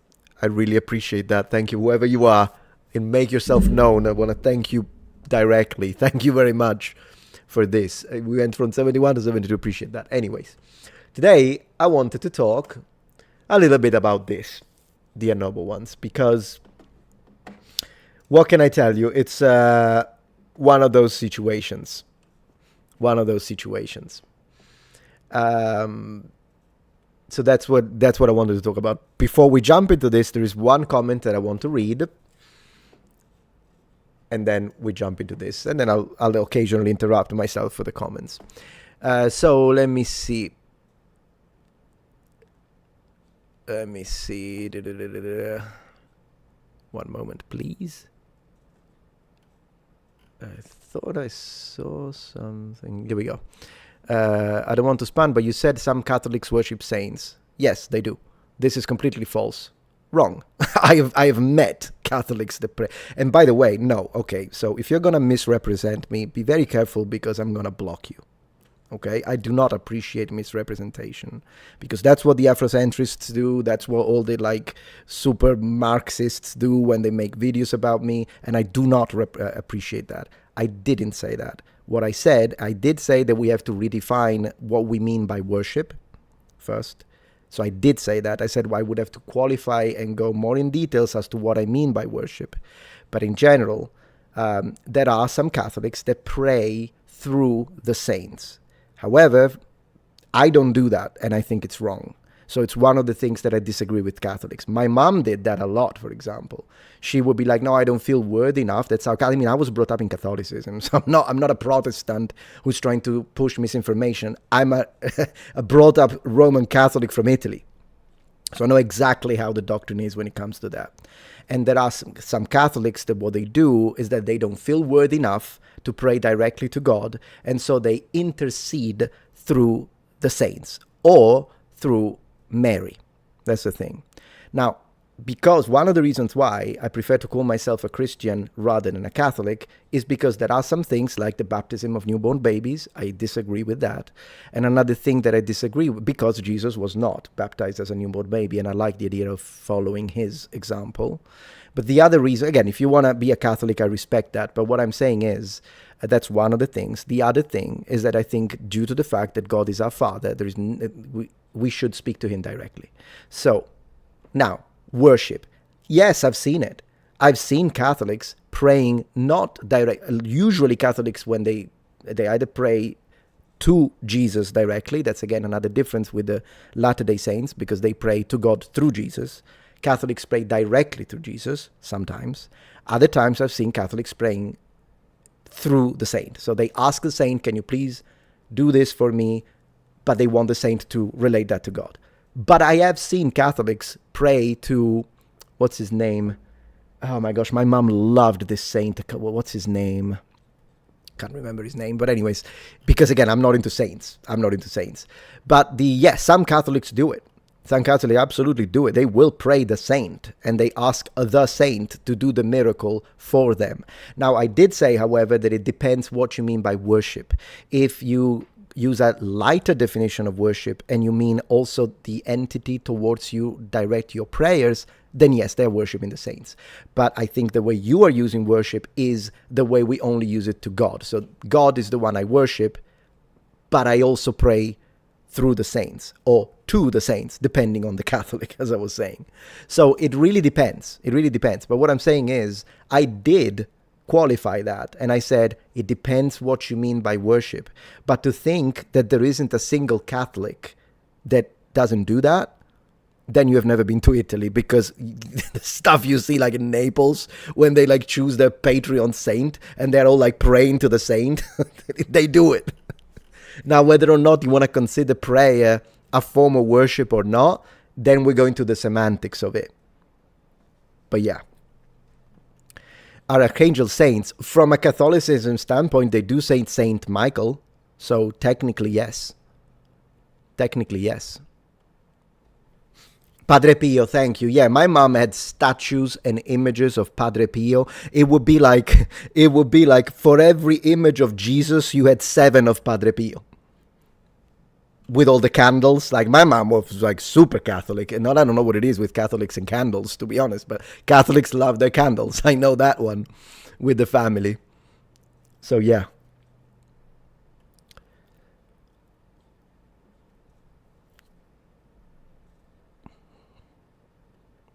So there is that. Do you think saints can do stuff for people?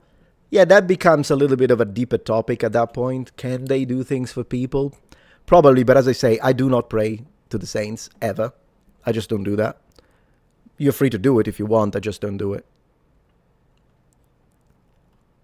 Also because it's not biblical. If you really want to go there, then if you want to define me as something, you can define me as a Bible-following Christian. Then if it's not in the Bible, then I don't care about it, sort of. There are some exceptions, but yeah, in general. For instance, celibate is not in the Bible. Bishops get married. So there's that. Not trying to upset the Catholics here, but I'm just being honest with you when it comes to these things. But yeah. Let's see. So any other question that was here? Let me double check. Let me see. Yeah. Yeah, that's what I've seen, Raphael. You say some Catholics worship Virgin Mary almost harder than Jesus or God himself. I know, that's a fact. But someone who is an apologist for Catholicism will deny it. They will deny it. And the thing is, neither me or you are saying that that's the official doctrine and position of the Catholic Church. No one is saying that. But we are saying that within the realm of Catholicism, which has a monumental amount of people, I've seen it. The way some Catholics go for the Virgin Mary and all the prayers to Mary and all that. To me, that's wrong. But if you want to do it, you're free to do it. I will, however, redirect all my prayers to Jesus, not to Mary. Which doesn't make me a Catholic, I guess. But that's that. Yeah. Arguing over semantics of worship. Yeah, I know. It's like, exactly. But hey, here we are.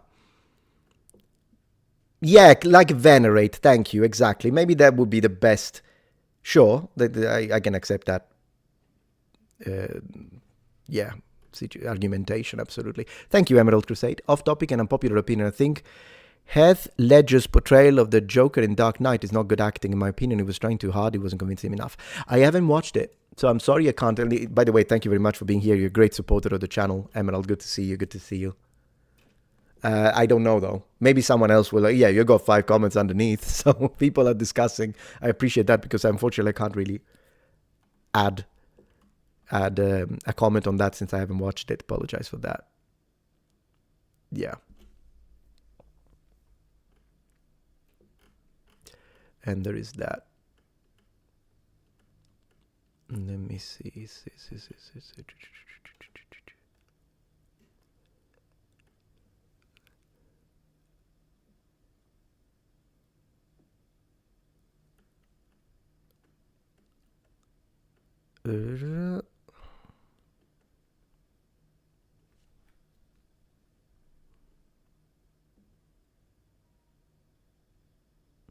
Yeah, exactly. Then we're looking for veneration. Yeah, sure. As I was saying, I accept that.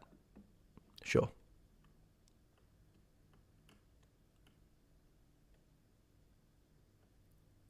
Padre Pio. Yeah, Padre Pio was everywhere in my house. I'll tell you that much. Yeah, I apologize for that. Yeah, no, I haven't watched it. I haven't watched Batman in like since he was dressed in light blue, gray and light blue. You know what I'm talking about, right? No, I haven't watched it. The chat turned into a theological debate. Hey, that's fine. Freedom. Yeah.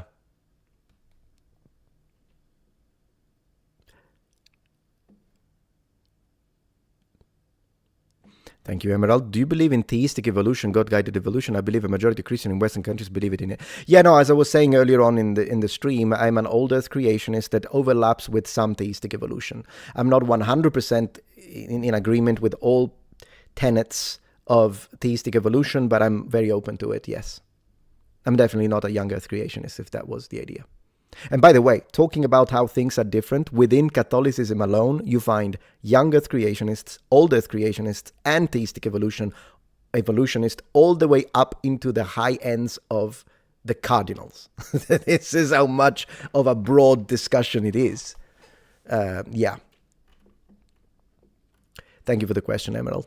Goldilocks, I purchased the plush in support of you. Thank you so much, Goldilocks. I appreciate that. I've been watching your videos for years and I support you, best out of Rome, in your opinion. The Principate, my friend. In fact, I'm a huge fan of the first century specifically.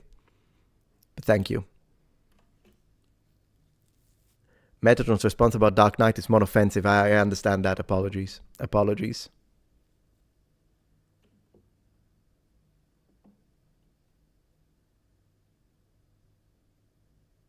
Thank you, Greg. What are you and Dibble beefing over? Could you be a period of time for creation instead of a 24-hour period? Look into the Hugh Ross creation model. Could you, oh, yom, sorry, you were using the actual word. Yeah, no, as I say, that's one of the, so as you know, as you have subsets of old Earth creationism, and I am exactly inside the sort of day-age interpretation of the 6 days of creation. So the idea that it's not a 24-hour period, I disagree with that. I know that's what young Earth creationists believe. I disagree. And in fact, if anything, I think it's an epoch. It's a series of epochs. So there's that. That's where I'm at. Some guy said 6,000 years and people went with it. No, the reason they motivate that, and it's either 6,000 or 10,000. Usually there is space, even within young Earth creationism. But in general, I think what they do is that they calculate the age, like how old each of the, like Methuselah, Adam, because we are told how old they were. They calculate that.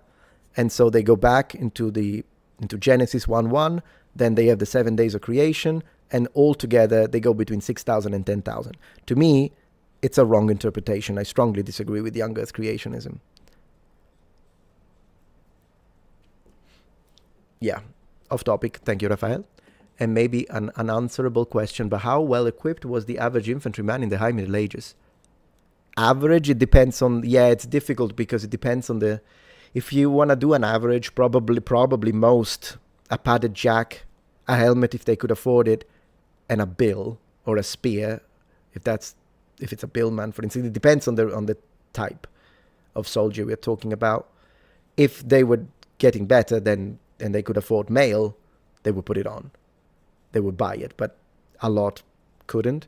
And before you buy mail, you buy a helmet. Generally, when you look at the actual lists of equipment, there was this list that I read once. It was interesting. It was they ordered, the city of Florence in the 15th century ordered, I think, 1,000 barbutes for the city guard. So as I say, helmets usually have priority, for obvious reasons. I mean, you want to protect the head. What kind of music do you listen to? I'm a metal guy. I'm a metalhead. Did anything give it away? Oh, I love Tomb Raider. Absolutely, I love Tomb Raider. Dapper says, I am a young Earth creationist, question mark. Am I a moron, as so many have claimed, or should I just let that slide and move on? Well, no, you can believe whatever you want, and I know some people will call you a moron for it. I won't, because it's your choice. I mean, at the end of the day, it would be very hypocritical of me, because what am I going to do? Yeah, I disagree with what you believe in, but that doesn't mean that I can't, like, because, again, it's something we can discuss, and it's all about whether, it's all based on how we interpret the Bible, whether it's literal, quasi-literal, metaphorical, interpretation, allegorical interpretation. That's what this debate is all about, and how much we have faith in science as well, or trust, should we say, to not use the word faith, how much we trust science. Usually that's what it is. And but I can't call you a moron for it, because I mean, I still believe in things that then someone else would call me a moron for, because I believe in the resurrection and I can't prove it. So at the end of the day, I'm in no position to call you stupid for anything like that. So I wouldn't do that. But I do think that the interpretation is wrong. Maybe I'll make a video. I don't know. I would like to make a video about it, but last video I made on this topic didn't do very well. So as usual, the algorithm doesn't help. Are you interested in nature, animals, and maybe dinosaurs? Of course. Yeah, I think who's not interested in dinosaurs? I mean, I love dinosaurs. I made 3 videos on stop killing games. I support it. Yeah. Yeah, the unfalsifiable nature of young earth creationism applies to all religious beliefs, including mine. It's all unfalsifiable. So there's that. At least in the core aspects of it. How well? Yeah, I already answered this one. Yeah. Oh yeah, so the Dibble thing, by the way, sorry, I forgot about that because I focused on the other one. No, Flint Dibble and I have been in talks. I'll leave it at that because he wants me to leave it at that. He wants to be very private on certain things. But we are talking behind the scenes. We have points of disagreement. I think he is allowing some political ideas to slip into his professional takes. We might expand on that in the near future. I'll just leave it at that. And that's that. Will society survive through AI? Oh gosh, I don't know, my man. I don't know. Generally, artificial intelligence is a scary thought. I'll be honest with you. Thank you, Dapper. I want to make sure I haven't forgotten any super chats, and then I'll check Twitch as well. Do you know why tech did not really develop in Japan during the isolation, firearms specifically, while the outside development, flintlock and more, Japan was using matchlocks the entire 200 years? Well, isolation is definitely part of it. You're talking about sakoku, I imagine, the country in chains, so-called. Yeah, of course, when you isolate, you don't... One of the reasons why, I think, European powers were always ahead of everyone else until, like, now there are several Asian countries that... And of course, America. So in the current era, it's not the case anymore, depending, because still there are some things where Europe is leading. But yeah, Asian production and American productions, it's like economy and whatnot, and it's kind of where we are right now. But Europe was always, if you compare it to everyone else, was always the most advanced in the medieval period, all the time, was because of the inner struggle. Because when you have competition, then you have reasons, you have pressure for development, and it's an unfortunate thing, but it's how it is. And so when you isolate, then particularly if you, I mean, the Sengoku period, they killed each other anyways, but particularly if you get along well, or if you standardize the way war is done, then you never have to innovate. Whereas when completely different cultures clash constantly, which is what happened in Europe for hundreds of years, then you have reasons to, well, I need to innovate because their weapons are better, so my armor now needs to get better. And then now they're like, oh, damn, the Italians made really good armor. Let's make some better weapons so we can deal with that armor, and so on and so forth. And they are different cultures, so they don't have a standardized. Whereas in Japan, even during the Sengoku period, they're like, that's how our Japanese fights. And in fact, there are situations where they did change that, but usually it's after the influence of the West, usually. At least that's what I think. Ransford asks, are Italian racists? I saw an IG reel where this black lady gave her experience of Italy, and it seems like it was horrid. I love Italy, though. Generally, no. And I've seen some TikTokers where there are some people that say, oh, Italy's racist, it's nonsense, it's rage bait. So what probably happened is that they ran into some real racists, but now they are being racist because they are applying that into the entire country and every single person. And that's wrong. I would say it's a minority, and mostly it's going to be older people that are racist. Young people in Italy, I've almost never seen racism in my experience. Usually comes from older generation, and not even all people. It's just some people have it. So as a general rule of thumb, I would say no. Now, unfortunately, some events that are happening now might be exasperating some things. So due to frustration, some people might start saying stuff that they wouldn't have said otherwise, as I was discussing earlier on before. But as a general term, I would say no, not particularly. Not a country where you would be, usually, again, it depends. Dapper says, funny that nobody seems to use the word biscuit literally anymore. Not once have I seen someone applied to twice baked. Oh, yeah, you're right. Yeah, that's what it means. Biscuit, double. Yeah, even in Italian, biscotto. Cotto meaning cooked. Literally what it means, yeah. True. The original. Let me make sure I didn't skip anyone. And also let me see how things are over on Twitch before we jump into this. Let me see. Sorry for the commercial, mate. What are we discussing? Whatever you want. I mean, we're going to talk about this eventually, but in general, whatever you want. Elves for the win, I agree. I'm an elf supremacist. Does that make me racist? I don't know, but I'm not going to apologize for that ever. I am an elf supremacist. Elves are the superior race. So let me see. So have you had a discussion with Flint Dibble yet? Oh yes, yeah. As I was saying, we talk on Twitter. We have exchanged a lot of emails back and forth. Now he made it public, so I guess I can say it.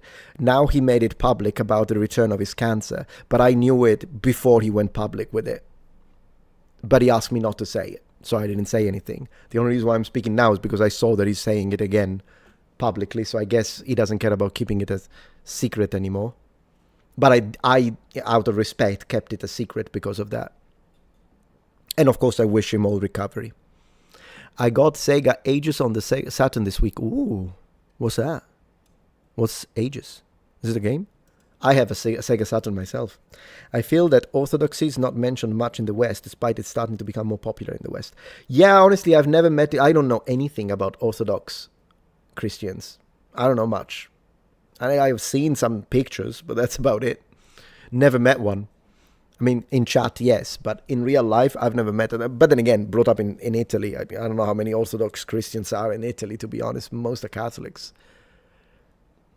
Dapper says, Metatron, my father was in Italy, Turkey, and Spain during Desert Shield. He said that the Europeans only consistently hated gypsies. Is that true? Hating gypsies.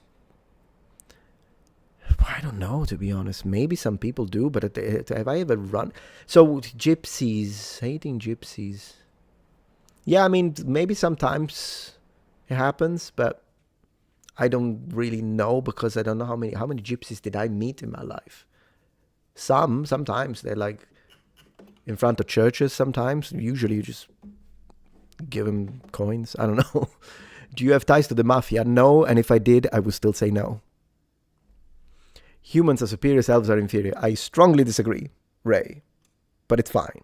Because you're a massive supporter of the channel. I always appreciate that. Yeah.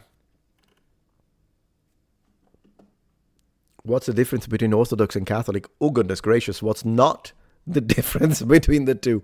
A bit too big to answer during a live stream. And again, I'm not a great one. But maybe someone in chat will answer you for me. Someone who's more knowledgeable than me.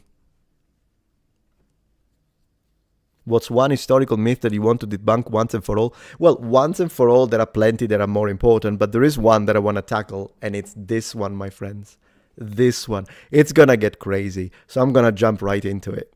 Let's go, guys. Let's go, and then I'll get back to the chat. Okay, so what is this? Well, witches put the craft in craft beer. What the heck does this mean? Well, there are a few articles online that I found recently that talk about how the idea of the witch, the pointy hat, and other characteristics come and are related to alewives. Now, if you don't know what an alewife is, an alewife was the wives in the medieval period. Not always wives, usually even unmarried women, but generally speaking, wives would brew ale and beer at home. It's a thing, something that happened in the medieval period. Now, there are a few articles, like this one here as well. The Dark History of Women, Witches, and Beer. Now, before we start reading this, it's going to be really fun, guys. It's going to be really fun. But before we start reading this, let me just tell you, what you're going to read is nonsense. But just so you know that it's one of those. But how about we check them out? All right, so check this out. By Annabelle, beer and witches have far more in common than one might suspect. Already wrong. Whether you are out partying during this spooky season or just hanging out watching a Halloween movie, you are bound to run into one of them eventually. So it is good to understand their feminist origins. Feminist origins of beer, guys. Feminist origin. I'll get back to this. Beer has historically been viewed as the pinnacle of manly drinks, in quotes. Men have claimed it as a drink by men and for men. The drink of the Super Bowl and boys' nights. That's very American, by the way, whoever you are. Little do they know, beer has been brewed by women since the beginning of its inceptions almost 10,000 years ago by Babylonian and Sumerian female brewsters. No feminist origins of witches? Well, I mean... Okay, guys. Your nose bleeding, yeah, I can see that.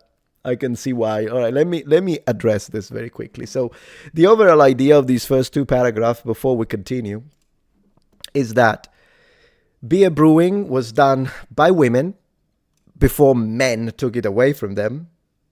And therefore, due to the fact that women were brewing beer in the medieval period, this is where it's going to go, beer brewing has a feminist origin. Now, I would like to, Annabelle, if I can, sweetheart, how about I call you sweetheart? Sweetheart, one thing I would like to say, even if this were true, and I'm going to debunk it in a second, but even if this was true, it would be their feminine origin. So let's say for a second that before bad men took away beer in the late medieval period from women, it was something done exclusively and mostly from girls, from women. If that were true, it would make it a feminine thing. The reason why feminist is the worst word that they could have used for this, it's the following. You're going to laugh your head off, but it's the following, guys. While it's true that medieval wives in the early Middle Ages, the 1400s, were indeed brewing ale and beer at home, it's because it was considered as something that a trad wife, we could say, but a wife would do. So, woman in the kitchen, woman cooks, woman cleans, woman makes ale so I can drink it. While you're at it, make me a sandwich. What's feminist about that? There's nothing if anything, it's the most gender role traditionalist thing that you could ever think. Right? So, there's nothing feminist about it. Even if it were true, there is nothing feminist about the idea of a medieval wife taking care of brewing, okay? I'm just saying. But, as I was saying, it's easy to debunk this. Because while it's true that when it comes to personal production at home, yeah, women did do that all the way up to the 15th century, and then it's true that it was switched, but we'll see why. They are forgetting, whoever is doing this is forgetting a very important word, guys. I'm going to say it, and the moment I say this word, you'll facepalm, because you're like, oh, of course. You ready? In 5, 4, 3, 2, 1. Monasteries.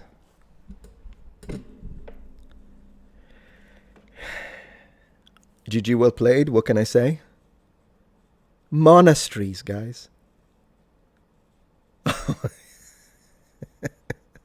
I'm waiting for Twitch because they're getting a... Yeah, I'm going to repeat it. While you absorb that, I'm going to wait. I'm going to give him a minute because that's important to say. And I'll take a picture. I'm going to show it. This is just to show you the stupidity of this medieval. All right, let me know, guys, when you're back. Let me go, guys. Let me know. Are you back? I hope you're back, so I'm going to say it again. 3, 2, 1. Monasteries, ladies and gentlemen. The freaking monks were producing beer and ale since the damn 5th century. All the way through the Middle Ages. All the way into the late Middle Ages. The monks were brewing beer like their Christian salvation depended on it. So to say, how do you even forget something like that? Is it unbelievable? The monks.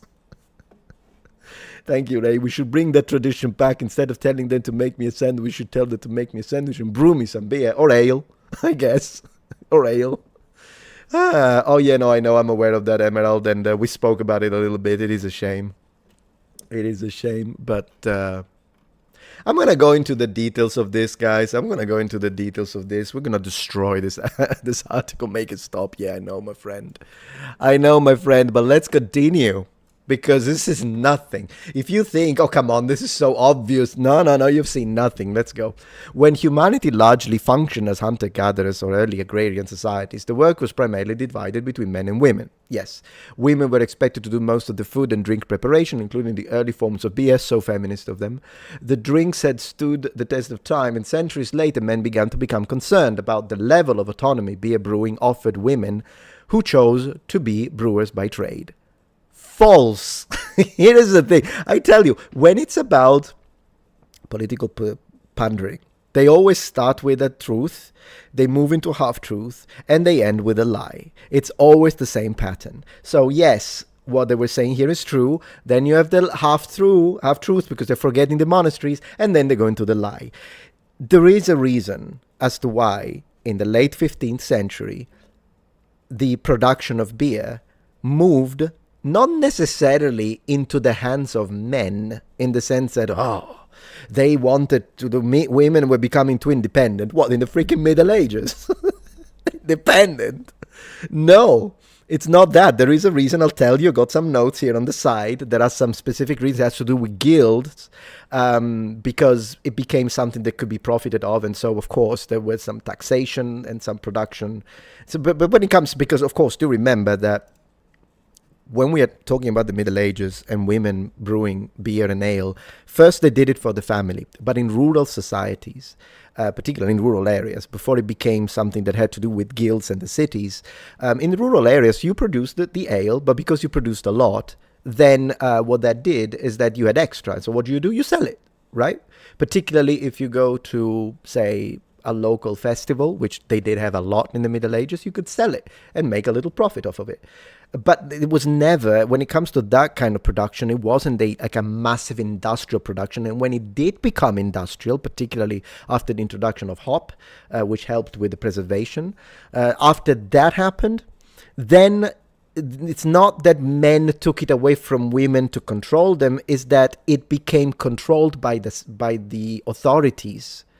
But still, even in the actual breweries, again, the legal status of a woman, particularly if she wasn't married, was lower of that of a man in the medieval period. She was married, depends on who she's married, her status could be pretty good.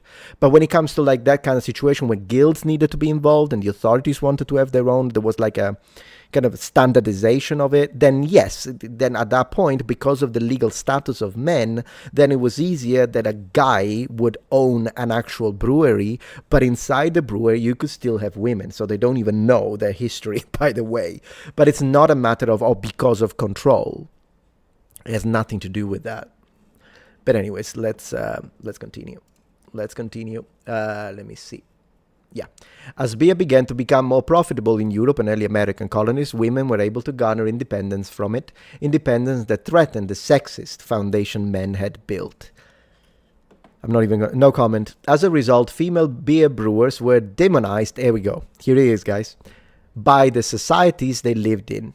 Around the late 1600s, the Salem witch trials began, a targeted attack on women who were able to create their own method of sustaining themselves with the same skills they once used to serve their families and frequently their husbands. All right? So, and then the same women demonized for their herbal skills were put to the flames. This is fantasy for their beer brewing abilities. All right, all of this is absolute, utter, complete, total nonsense. So, first and foremost, I would like to underline, and this is first, the witch trials are post-medieval. That's one thing I want to say. Yes, they did have sometimes, I mean, the idea of trying to catch witches, just like the idea of defending yourself from vampires, more on that later maybe, goes back to antiquity. Okay, the idea of witches goes back to antiquity. Same for vampires. But even specifically witches, you find mentions in ancient Rome, you find mentions in ancient Greece. I mean, there are a couple that have YouTube channels these days. So I'm just saying, that idea, it's been around. Yeah, I know, the article is crazy. But the idea that men, you know, the witch trials or burning at the stake of heretics and witches, it's not just women. There is a 20-25% of those victims are men. I'd like to underline that, for sorcery and incantations. For some reasons, they always forget that. So, the reality is, the majority were women. That's true. I mean, that's a fact.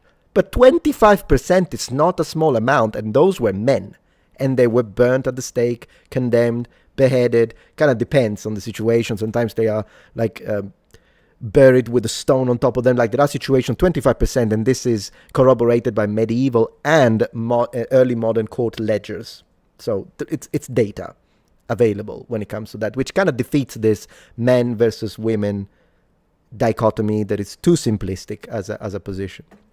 But in general, what we will see today, so we talked about the monasteries. I've got a few, Abbey of St. Denis, for example, or St. Remy, that produced their own beer as late as the 4th century AD. As early as the 4th century AD, they were already producing it in large numbers. Same for St. Gallen Monastery in Switzerland, 820, they were already mass producing it, and those are all men. So I'm just saying, it's one of those situations. But regardless, so when it comes to the witches, and then I'll get back to this idea of why in the 15th century it became standardized and so authorities got involved. Has to do with like the utilization of municipal mills to grind in large proportions, and that needed to be regulated.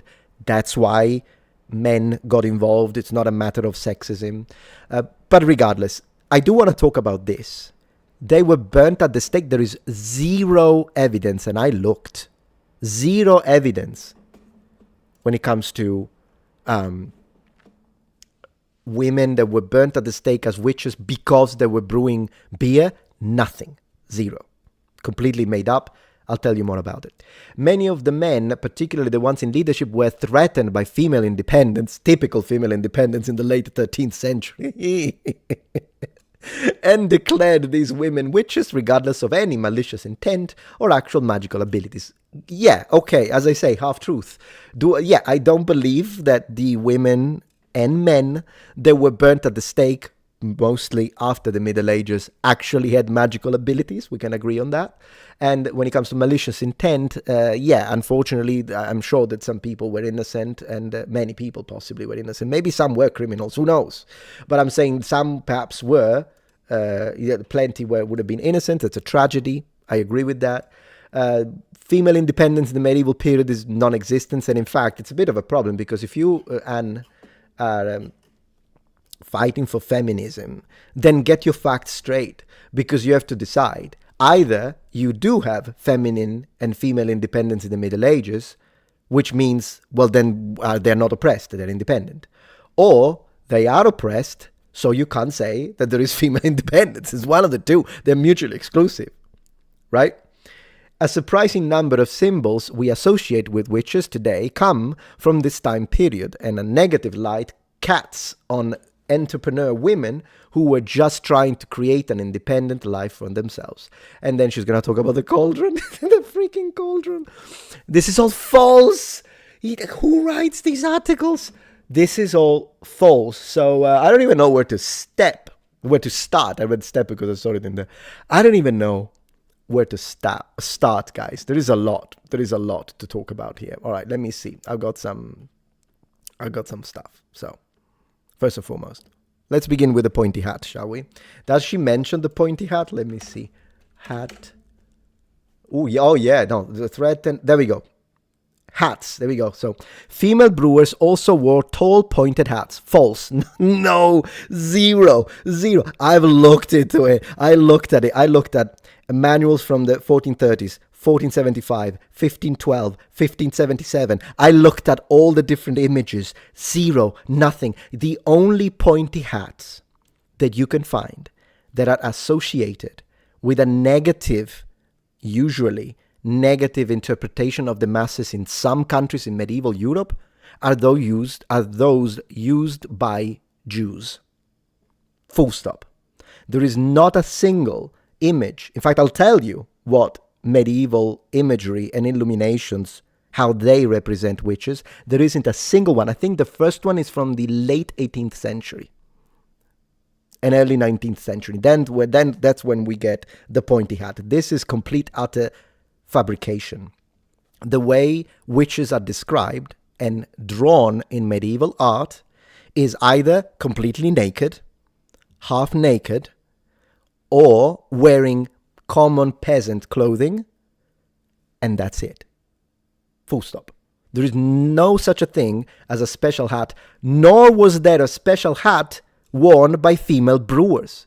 Nowhere. And again, I looked into it.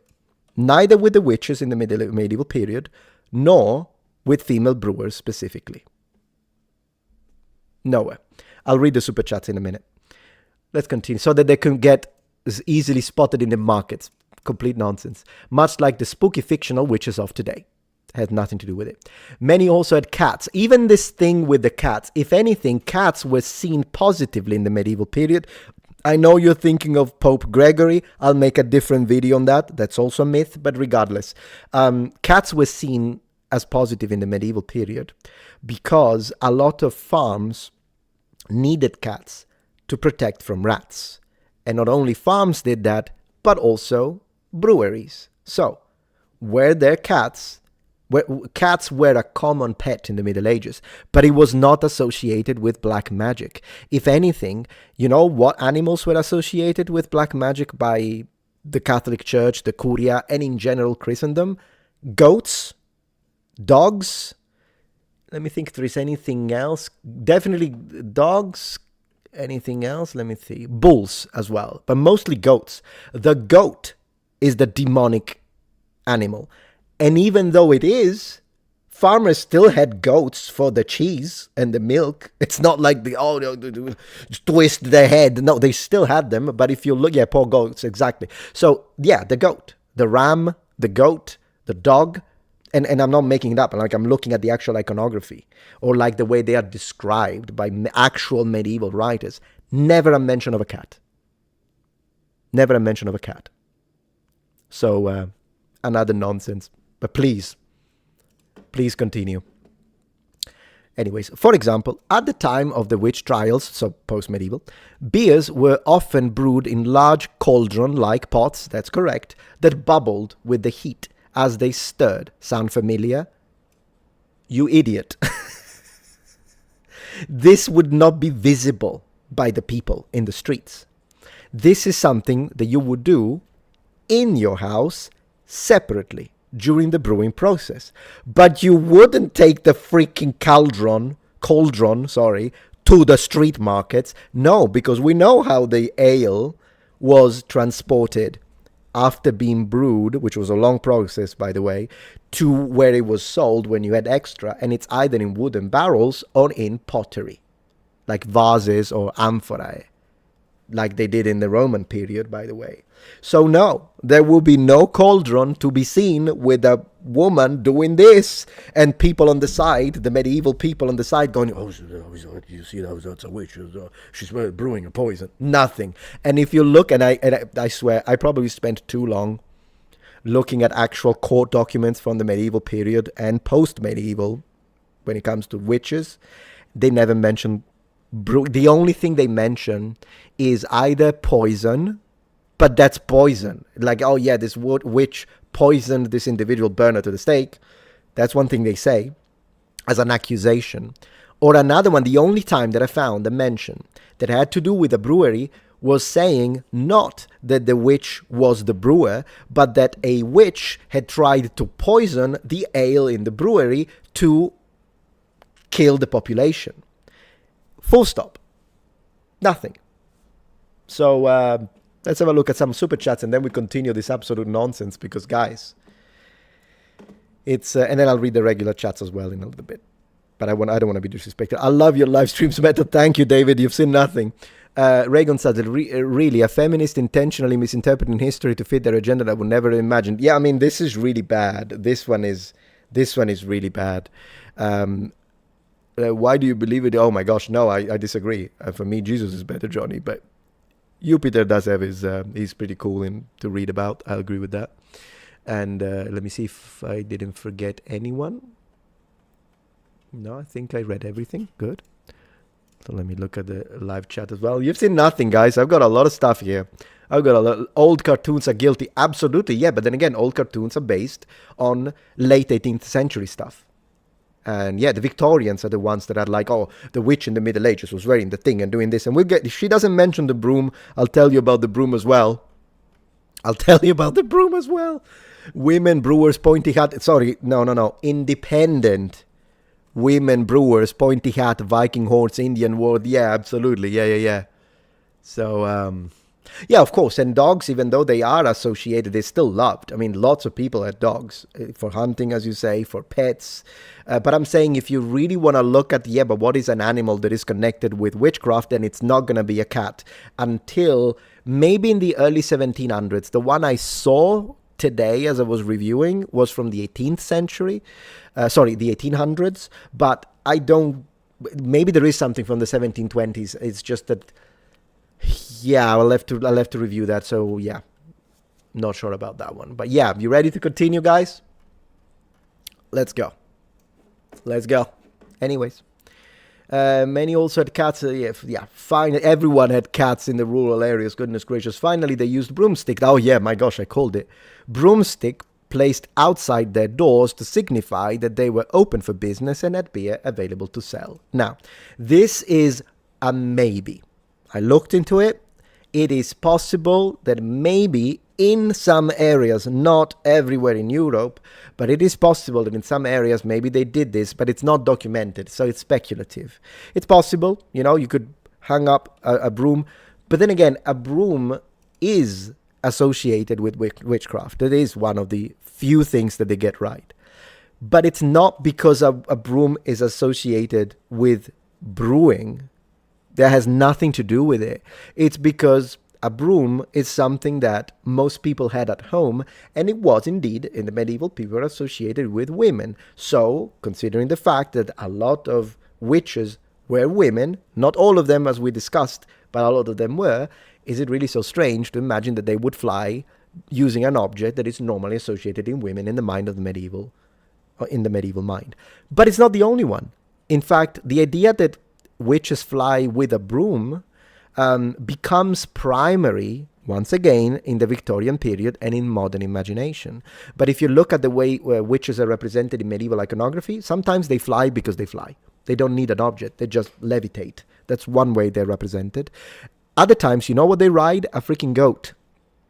Connecting again to the satanic symbolism of the goat, meaning the devil and diabolical witchcraft and all and what that is very common. And sometimes the broom, other times is a regular stick, doesn't even need to be a broom. And so there is that. Yeah, so they are really stretching here, trying to connect it, because again, everyone had a freaking broom. Anyways. Their creativity and years of effort are forgotten. Well, not with me, because I do medieval history, so this is going to become a video eventually, so I guess I'm helping the history of women in this case. Like so many historical female accomplishments erased to form a more convenient narrative. Isn't that ironic that someone whose article is 95% myths, isn't it ironical that they say that the rest, the other people. It's like, this is a projection. This is a projection.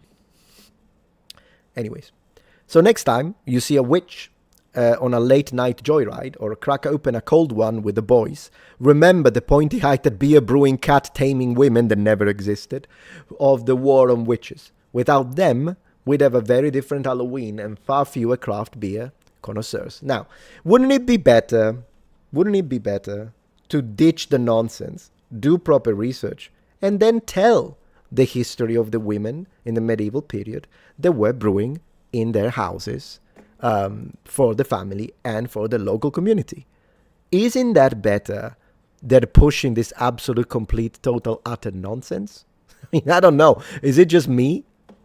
Is it just me, or is it better? Before I jump into the super chats, there is one more thing that I wanted to say.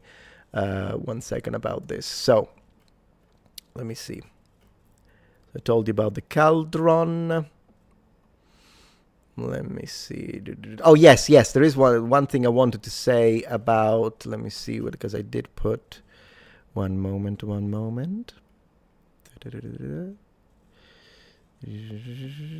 I think I talked about that.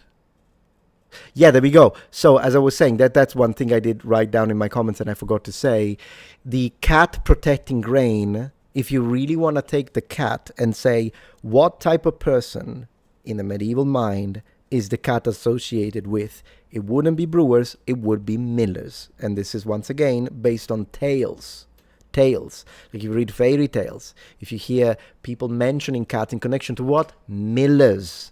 Brewers too, but millers first. So if the cat was magical in the witchcrafty sense, then it would condemn millers before it condemned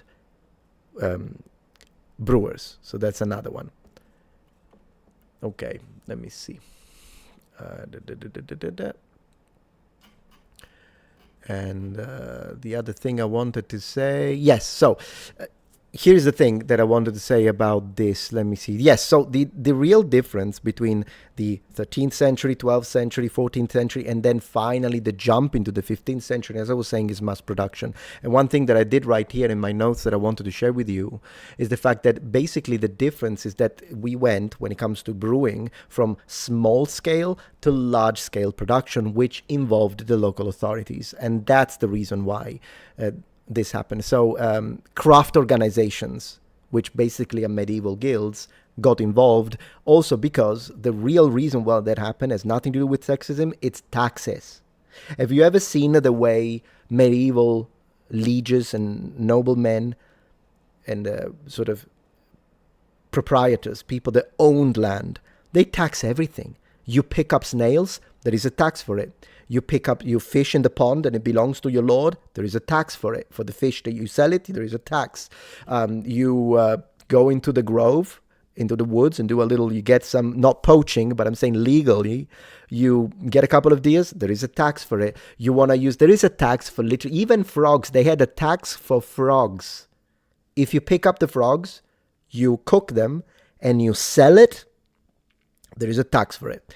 Therefore, once they saw that the brewing had a potential for a market, they taxed it. And once there is taxation, there is standardization. And once there is standardizations, there are licenses involved. And so it enters the legal system. And obviously, once it enters the legal system, because of the way the medieval society was organized, a wife, once again, could own a business together with her husband, but an unmarried woman, technically she could, but it was harder. And that's true. So that's what happened. It's a displacement that has to do between the difference of private and domestic production once it reaches the big cities, and so it's connected to urbanization. Do you think this person has ever seen anything like this? Ever? It's unbelievable. So yeah, it is what it is. What can I tell you guys? Anyways, returning on our beloved discussion here. Let me see what you were saying before I move to the next article, because things are going to get worse. But in the meantime, I don't want to forget about your comments. It is a stretch. You're absolutely right. It is a stretch. How do they enforce these taxes? With local either militia or guards. And at the end of the day, they enforce them because they are enforced on the peasant class. And the peasants are connected through contracts of fiefdom, right? So you have a fief. What is a fief? A fief is land. It's a piece of land. It's an allotment. And the fief it belongs to a lord, right? Imagine a baron. And so they need people to work the land, so they have these contracts. And peasants or farmers are free to enter or not into a contract. But once they enter the contract, usually they're not free to leave it. There are some specific differentiations on the legality of it, and it's country by country, but in general. So once they enter into this contract, then they live in this land, they can move in the land with their family, and they can live in the house, they can, cultivate the land, they can eat and substantiate themselves, and then they can sell every extra produce, but they need to pay taxes to the Lord. And because these lands are relatively large sometimes, then it might have a pond, then it might have a river, and they had taxes on everything. So at the end of the month or at the end of the season, when the Lord comes to collect, they will know. Right? And they will calculate everything, and you've got to be careful about it. And sometimes these taxes are considered to be unrighteous or too high. And so sometimes what the peasants do is that imagine your local lord is doing this, you don't appreciate that, so you go to the king or you go to the duke, so the one above, and you plead your case. And sometimes they'll agree with you, and they'll be like, yeah, you know what, this is not right. And other times they'll just send you away and they won't even listen to you. So that's how feudalism works. The lord owns the land, and you can work it, but you're basically taxed on everything. The taxes are crazy, guys. You make money from something, pay me. Exactly, Benjamin. I mean, isn't it the same today anyways? You know how much money I had to give to the government last year on taxes? And I'm in America. I can write off a lot of stuff. If I was in Italy, I wouldn't be able to afford this house. Italy's crazy for taxes. I'm happy to live in freedom land, to be honest. Thank you, Never. Been a few weeks since I caught you live, but did you see the review YouTube Medievalist, a weird Metatron? Yeah. I'm making a response video to that. Garbage. I'll post it this month. Still working on it because it's like 21 pages long, the script. So I'm trying to, I'm responding point by point. So yeah, I saw it all right. I watched it like 10 times because I had to continually rewatch it to make the video. I like how the Egyptians revered cats. Yeah, it's sure. Maybe we could make an episode on how cats are perceived by different civilizations. Thank you, Johnny. We have Alexander the Great being masqueraded as Saint Mark in Venice, Italy. Oh, yeah, I know that story. Macedonian symbols in a Christian church and no urgency to investigate. I have a video dedicated to it, Johnny. I think it's titled like that. It's kind of a maybe. It's a maybe. It's not that sure about it. It's a possibility, but again, I have a dedicated video. You can look for it on my channel. And there is a connection between the flying potion and broomsticks that you can't tell here without getting demonetized. Of course, yeah. There is, in fact, let me tell you this much about that. You're absolutely right. When I was looking through medieval art and representation of witches, some of it's pornography, 100%. Like some of it is like insane. Oh yeah, absolutely. There is a lot of sexualization and sexual connection with witchcraft from a medieval perspective, and you shouldn't really surprise you, because at the end of the day, I know we always imagine the medieval period as a period of Puritanism where they're like, oh no, you can't speak about sex because we're all pious. But the reality is that, yeah, in church, but when you're outside the church, there is so much double entendre and sexual jokes in medieval stories. It's insane. The medieval people were dirty-mouthed. So if at any point you thought that way, then it means you've never read a medieval. Nothing wrong with it, I get it. You know, it's not like, oh yeah, what did you do today? I read a medieval fairy tale. I mean, that would be something I say, but I think that makes me weird when it comes to statistical ways to spend your free time within any given population cluster. Hello, vlog. Oh, vlogging through history. So good to see you. We need movies with goat riding witches. You're absolutely right. Man, we need to do a collaboration video. I don't even know if you're watching still or if you're already gone. If you're still here, vlogging through history, first of all, guys, you've got to subscribe to this channel because he's amazing. I love his channel. Really, really good channel. I love vlogging through history. Fantastic channel. So absolutely subscribe, please. As you see, I'm already subscribed. And but we've got to do a collaboration, man. In fact, I'm going to invite you to a collaboration right now. And then if you're watching, if you're not watching, if you're already gone, I get it. You might be busy. But yeah, we should totally do that. We should totally do a collaboration, even a collaboration stream, to be honest. That would be fantastic. I'm glad that I scrolled up and saw it. Took me a little while, though, so I apologize for that. But yeah, no, vlogging through history, guys, you've got to check this channel out. 100%.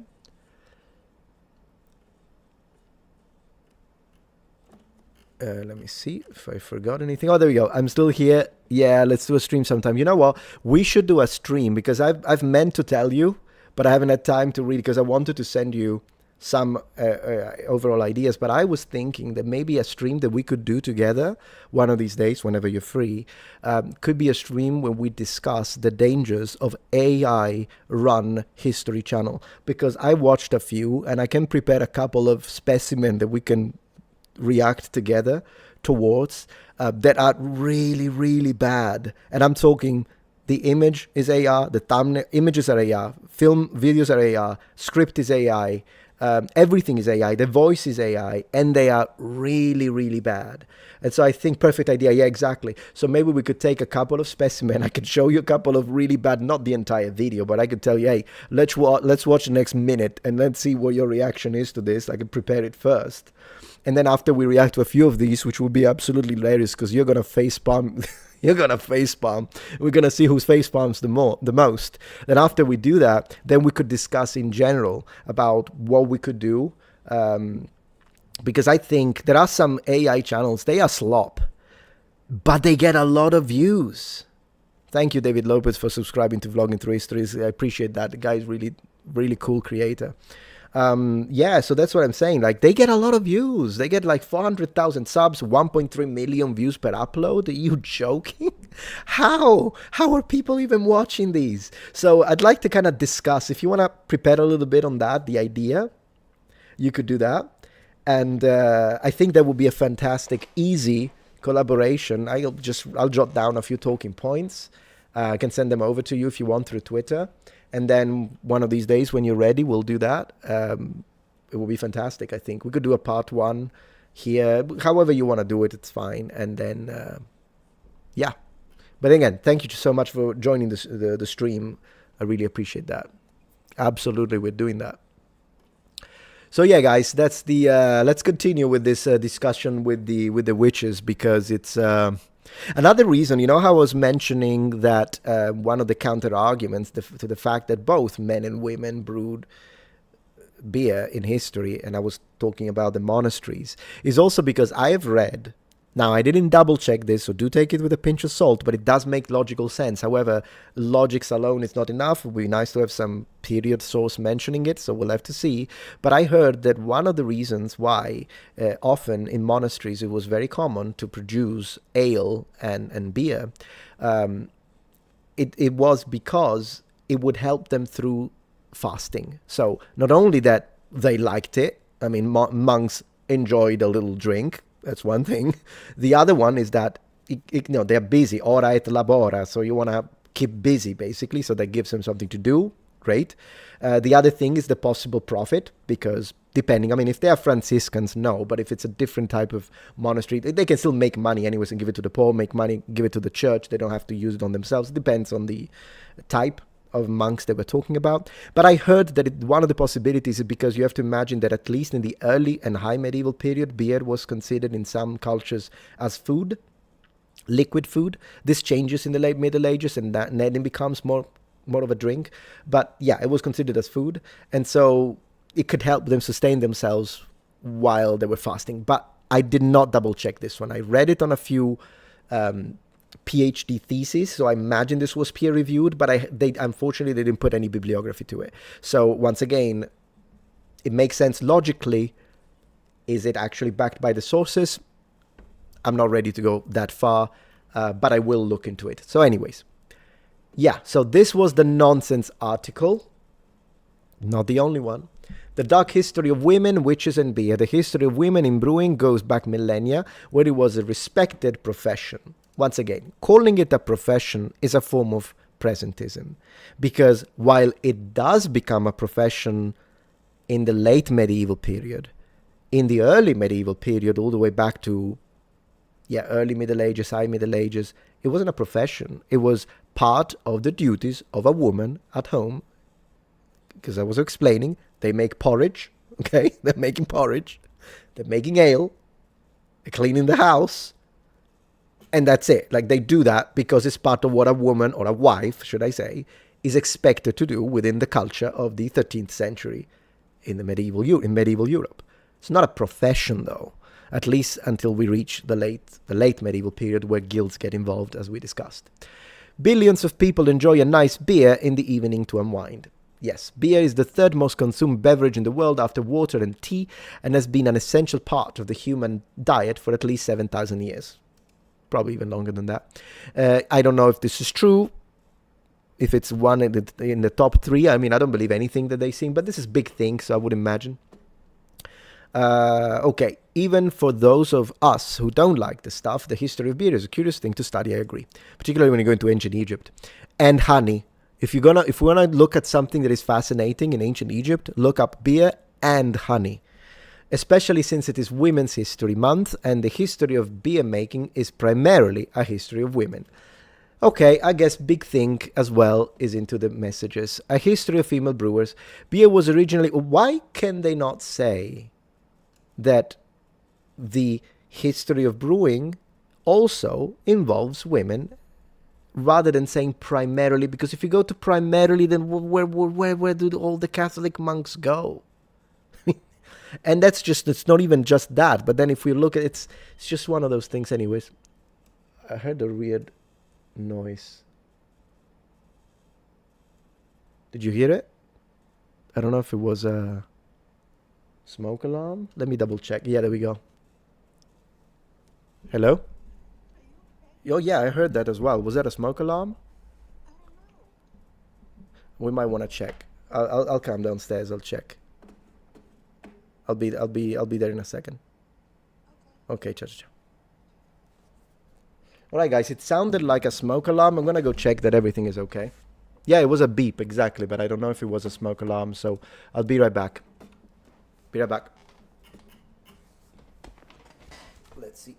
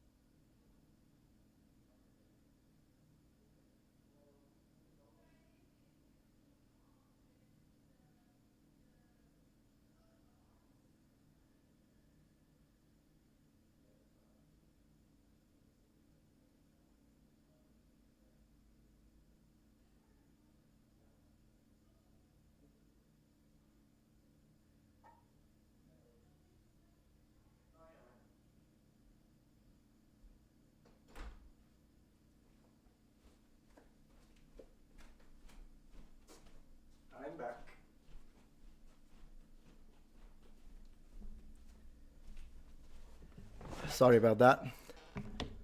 Okay, so we have no idea what it is. We heard the beep, you heard it too, and of course it got recorded because I'm streaming, so I will listen to it again. It sounded like it was from downstairs. I left the door open so that if it sounds again, I checked all the rooms and there's no fire, of course. Didn't really sound, my wife said it didn't really sound like the fire alarm. She thinks it sounded more like the carbon monoxide one, but our alarm system would tell us, and we didn't get the message. So we don't think that's what it is. We'll keep an eye on it. If it beeps again, I'll go downstairs again to check. It sounded like that 2 beeps. Okay, that's what Il Peggiore is telling me there. 1 second, I'll show you chats. Maybe one of the smoke detectors is running out of battery. We thought of that, but usually that's a single beep when that happens. And I don't know if there was, and plus it's usually short. Well, that one sounded a little longer. So anyways, we'll see. If we hear it again, we'll go and check again. Maybe a witch hexed you. Yeah, maybe. I mean, yes, I think I missed some super chats. I don't want to be disrespectful. Thank you, Karim. Man, I develop modular AI systems with the purpose of running them locally. I'd love to have a discussion about practical and philosophical aspects. Oh, yeah, that would be interesting, Karim. If you do that as a job, that would be great.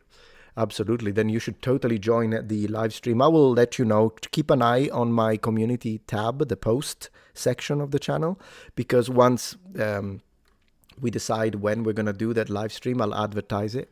And I'll also let people know on Twitter if that's easier for you. Yeah, some Lindisfarne made wine. Yeah, some made wine. So, yeah. Good to see Chris here. Love his reaction. Yeah, Chris is great. Sorry, that got stuck a little bit. There we go.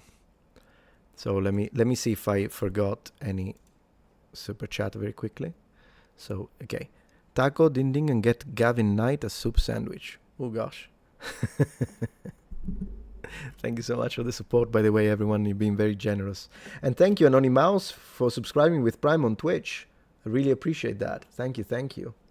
Yeah, it seems like everything is okay, but we're going to keep an eye on it because it was a weird beep.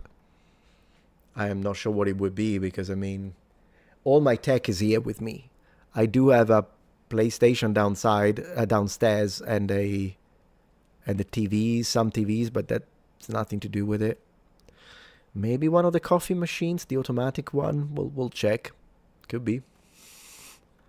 Yeah, I think I read everything. If I forgot any super chat, do let me know. Oh, there we go, Raphael. The thing you've been saying about truth and lie was really clear when you pointed a while ago. Yeah, really makes you think about what else is on their playbook. Absolutely, yeah. It's because it works, and sometimes people apply that on purpose. Other times they do it without even realizing it. Like they know they're lying, but they don't realize the pattern because it's a naturally functioning pattern, unfortunately. Sorry for taking so long. Thank you, Ray, for the support. Yeah, I think I read every other super chat. Appreciate that. Thank you. So yeah, no, we'll keep an eye on that for sure. Yeah, I thought maybe it's carbon monoxide. We thought that too. But as I say, our alarm system would notify us if that was found. And besides, of course, if we feel lightheaded, then yeah, we'll call the authorities. But I'll wait on that. I don't think that's what it is. Plus, it would continue, I imagine. Yeah.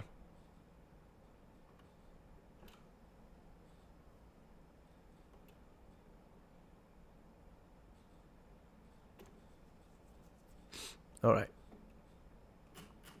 We'll see. If it is the smoke detector running out of battery, then it will do it again. And then it should bleep, like do this, and then we'll just change the battery. Let me see anything else here that we can look, but I think it's going to be kind of the same. Although that one was particularly bad. I mean, this one is using BCE, and that annoys me. But apart from that, that's okay. Yeah, it is mentioned in the Epic of Gilgamesh. That's correct. Let me see. Mesopotamia. All right, yeah. Let me see what they say about the witches. In the Dark Ages, brewers, women who brewed beer, had some rather odd advertising method. To be noticed in crowd markets, they tend to wear a tall pointed hats. You see, even Big Thing is pushing the same stuff. You can't trust anyone these days. Even Big Think did not put a second into doing the research to debunk the pointy at nonsense. To indicate the brew was ready, they're repeating the same thing. It's a copycat. Talking about cats, it's a copycat. Broomstick will be placed in the doorway of alehouses, then again speculative. Images of frothing cauldrons full of ready product and six-sided stars. Six-sided stars to indicate the quality of the brew also abounded. That would be a confession. Like if you were a witch into witchcraft, that would be suicide. That's like ridiculous. What? Can you imagine? Like, oh yeah. I wonder why that brewing witch was caught. Man, how did the Templars find her? Oh, I don't know. Maybe the freaking six-pointed. Get put an image of that devil at this point. Come on. Oh my gosh, the stupidity. Lastly, out of manifest necessity, cats would be okay. They're just repeating the same absolute nonsense. It's unbelievable. Unbelievable. And then again, the question in a culture where beer defines part of the national character, already national character when talking about the Middle Ages, I can be a little pedantic on that one, on the semantics of it. The question of who controls the brew is paramount. He who has his hand on the levers of power also has his thumb in the people's beer mug. Okay? There we go. Yeah, the standards of quality. Finally, in the 1500s, the oldest food purity laws still on the books, many women were forced out of the market due to increased production costs. Yes, that's correct.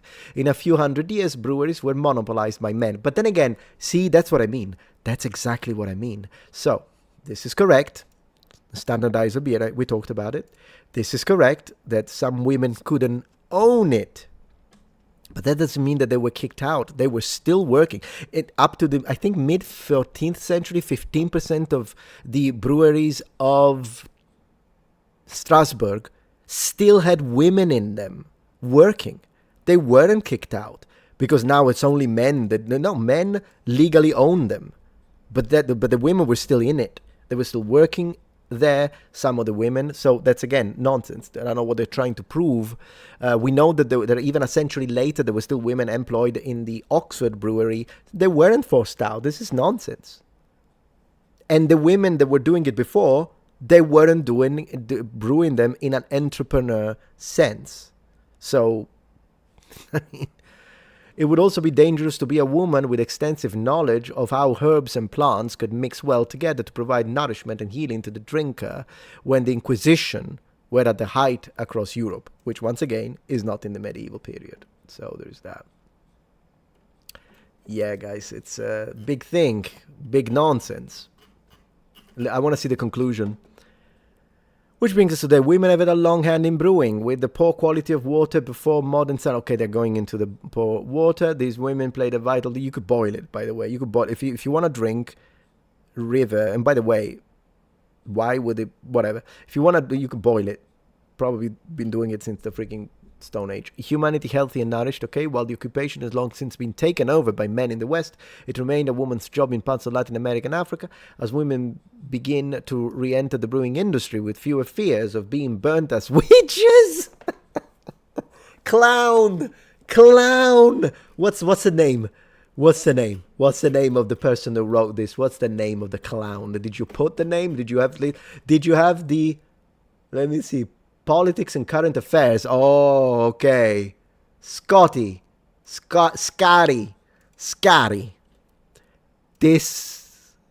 is a confession again. Politics and current affairs, guys. Yeah. What can I tell you? That's the nonsense for today, guys. That's the nonsense. Johnny Cakes, thank you. The legionaries used what type of armor? Circa 33 AD? All sorts, really. By now, it could have been either Lorica segmentata or Lorica hamata / Gallica, so male. Or even if you're an officer and you wanted to be fancy, you could afford muscolata. You would have muscolata, and scale was rare, but still occasionally worn. It could be anything. In terms of percentages, if you are deployed in the east, segmentata would be higher in percentages. If you are deployed on the west. Hamata probably would be more probable, but generally speaking, it's a mix. So it kind of depends. Yeah. Man, the connection today. Let me see if I can restart it. Let me see if I can reload. There you go. Done. Have you read Dune? I read some of the first book and didn't finish it. I need to finish it, really. It's pretty good. He who controls the beer controls Arrakis. Yeah, so based detector being overloaded, I think that's what it was. You're absolutely right. You're absolutely right. Anyways, so guys, this is what I wanted to share with you today, apart from like reading your comments, having a good time and all that. Appreciate always. I wanted to share this nonsense about brewing and whatnot. If I manage to go live tomorrow around 5 or 6, make mead great again. MMGA. It doesn't work though. You can't do it. You need a vowel here. You need a vowel, man. So anyways, yeah, so I was saying maybe if I go live tomorrow or the day after, kind of depending, I'd like to review another thing, which is that of the vampire cages, and maybe discuss how vampirism was seen from a medieval perspective. That could be pretty cool to dedicate the second half of a live stream. So that's something we could do. And apart from that, I'm thinking of looking at perhaps even another thing I'd like to discuss with you guys on live stream would be the afterlife and funerary practices in ancient Rome before Christianity. That's another thing that could be interesting to look at and see how different they were. So yeah, no, for sure, we're going to do more live streams. I think for tonight, I'm going to call it a night. But tomorrow should be live again. And we'll continue because it's a good time, isn't it? But yeah, thank you very much for watching, guys. If you have anything else you wanted to say, otherwise, I think I will call it a night. Go check on that beep again, and then maybe I need to work on one video that I want to post soon. Is the origins of the Celts from the same series that I've been producing lately. That's one video that will happen. But apart from that, I'm gonna go make dinner and maybe drink a beer. In honor of the monks and the women. How about that? All right, guys. Thank you very much again for joining the live stream. Live stream is always fun. Thanks to you. I appreciate that. Have a good one. Bye, bye. Ciao, ciao. Ciao, ciao, ciao, ciao. Ciao.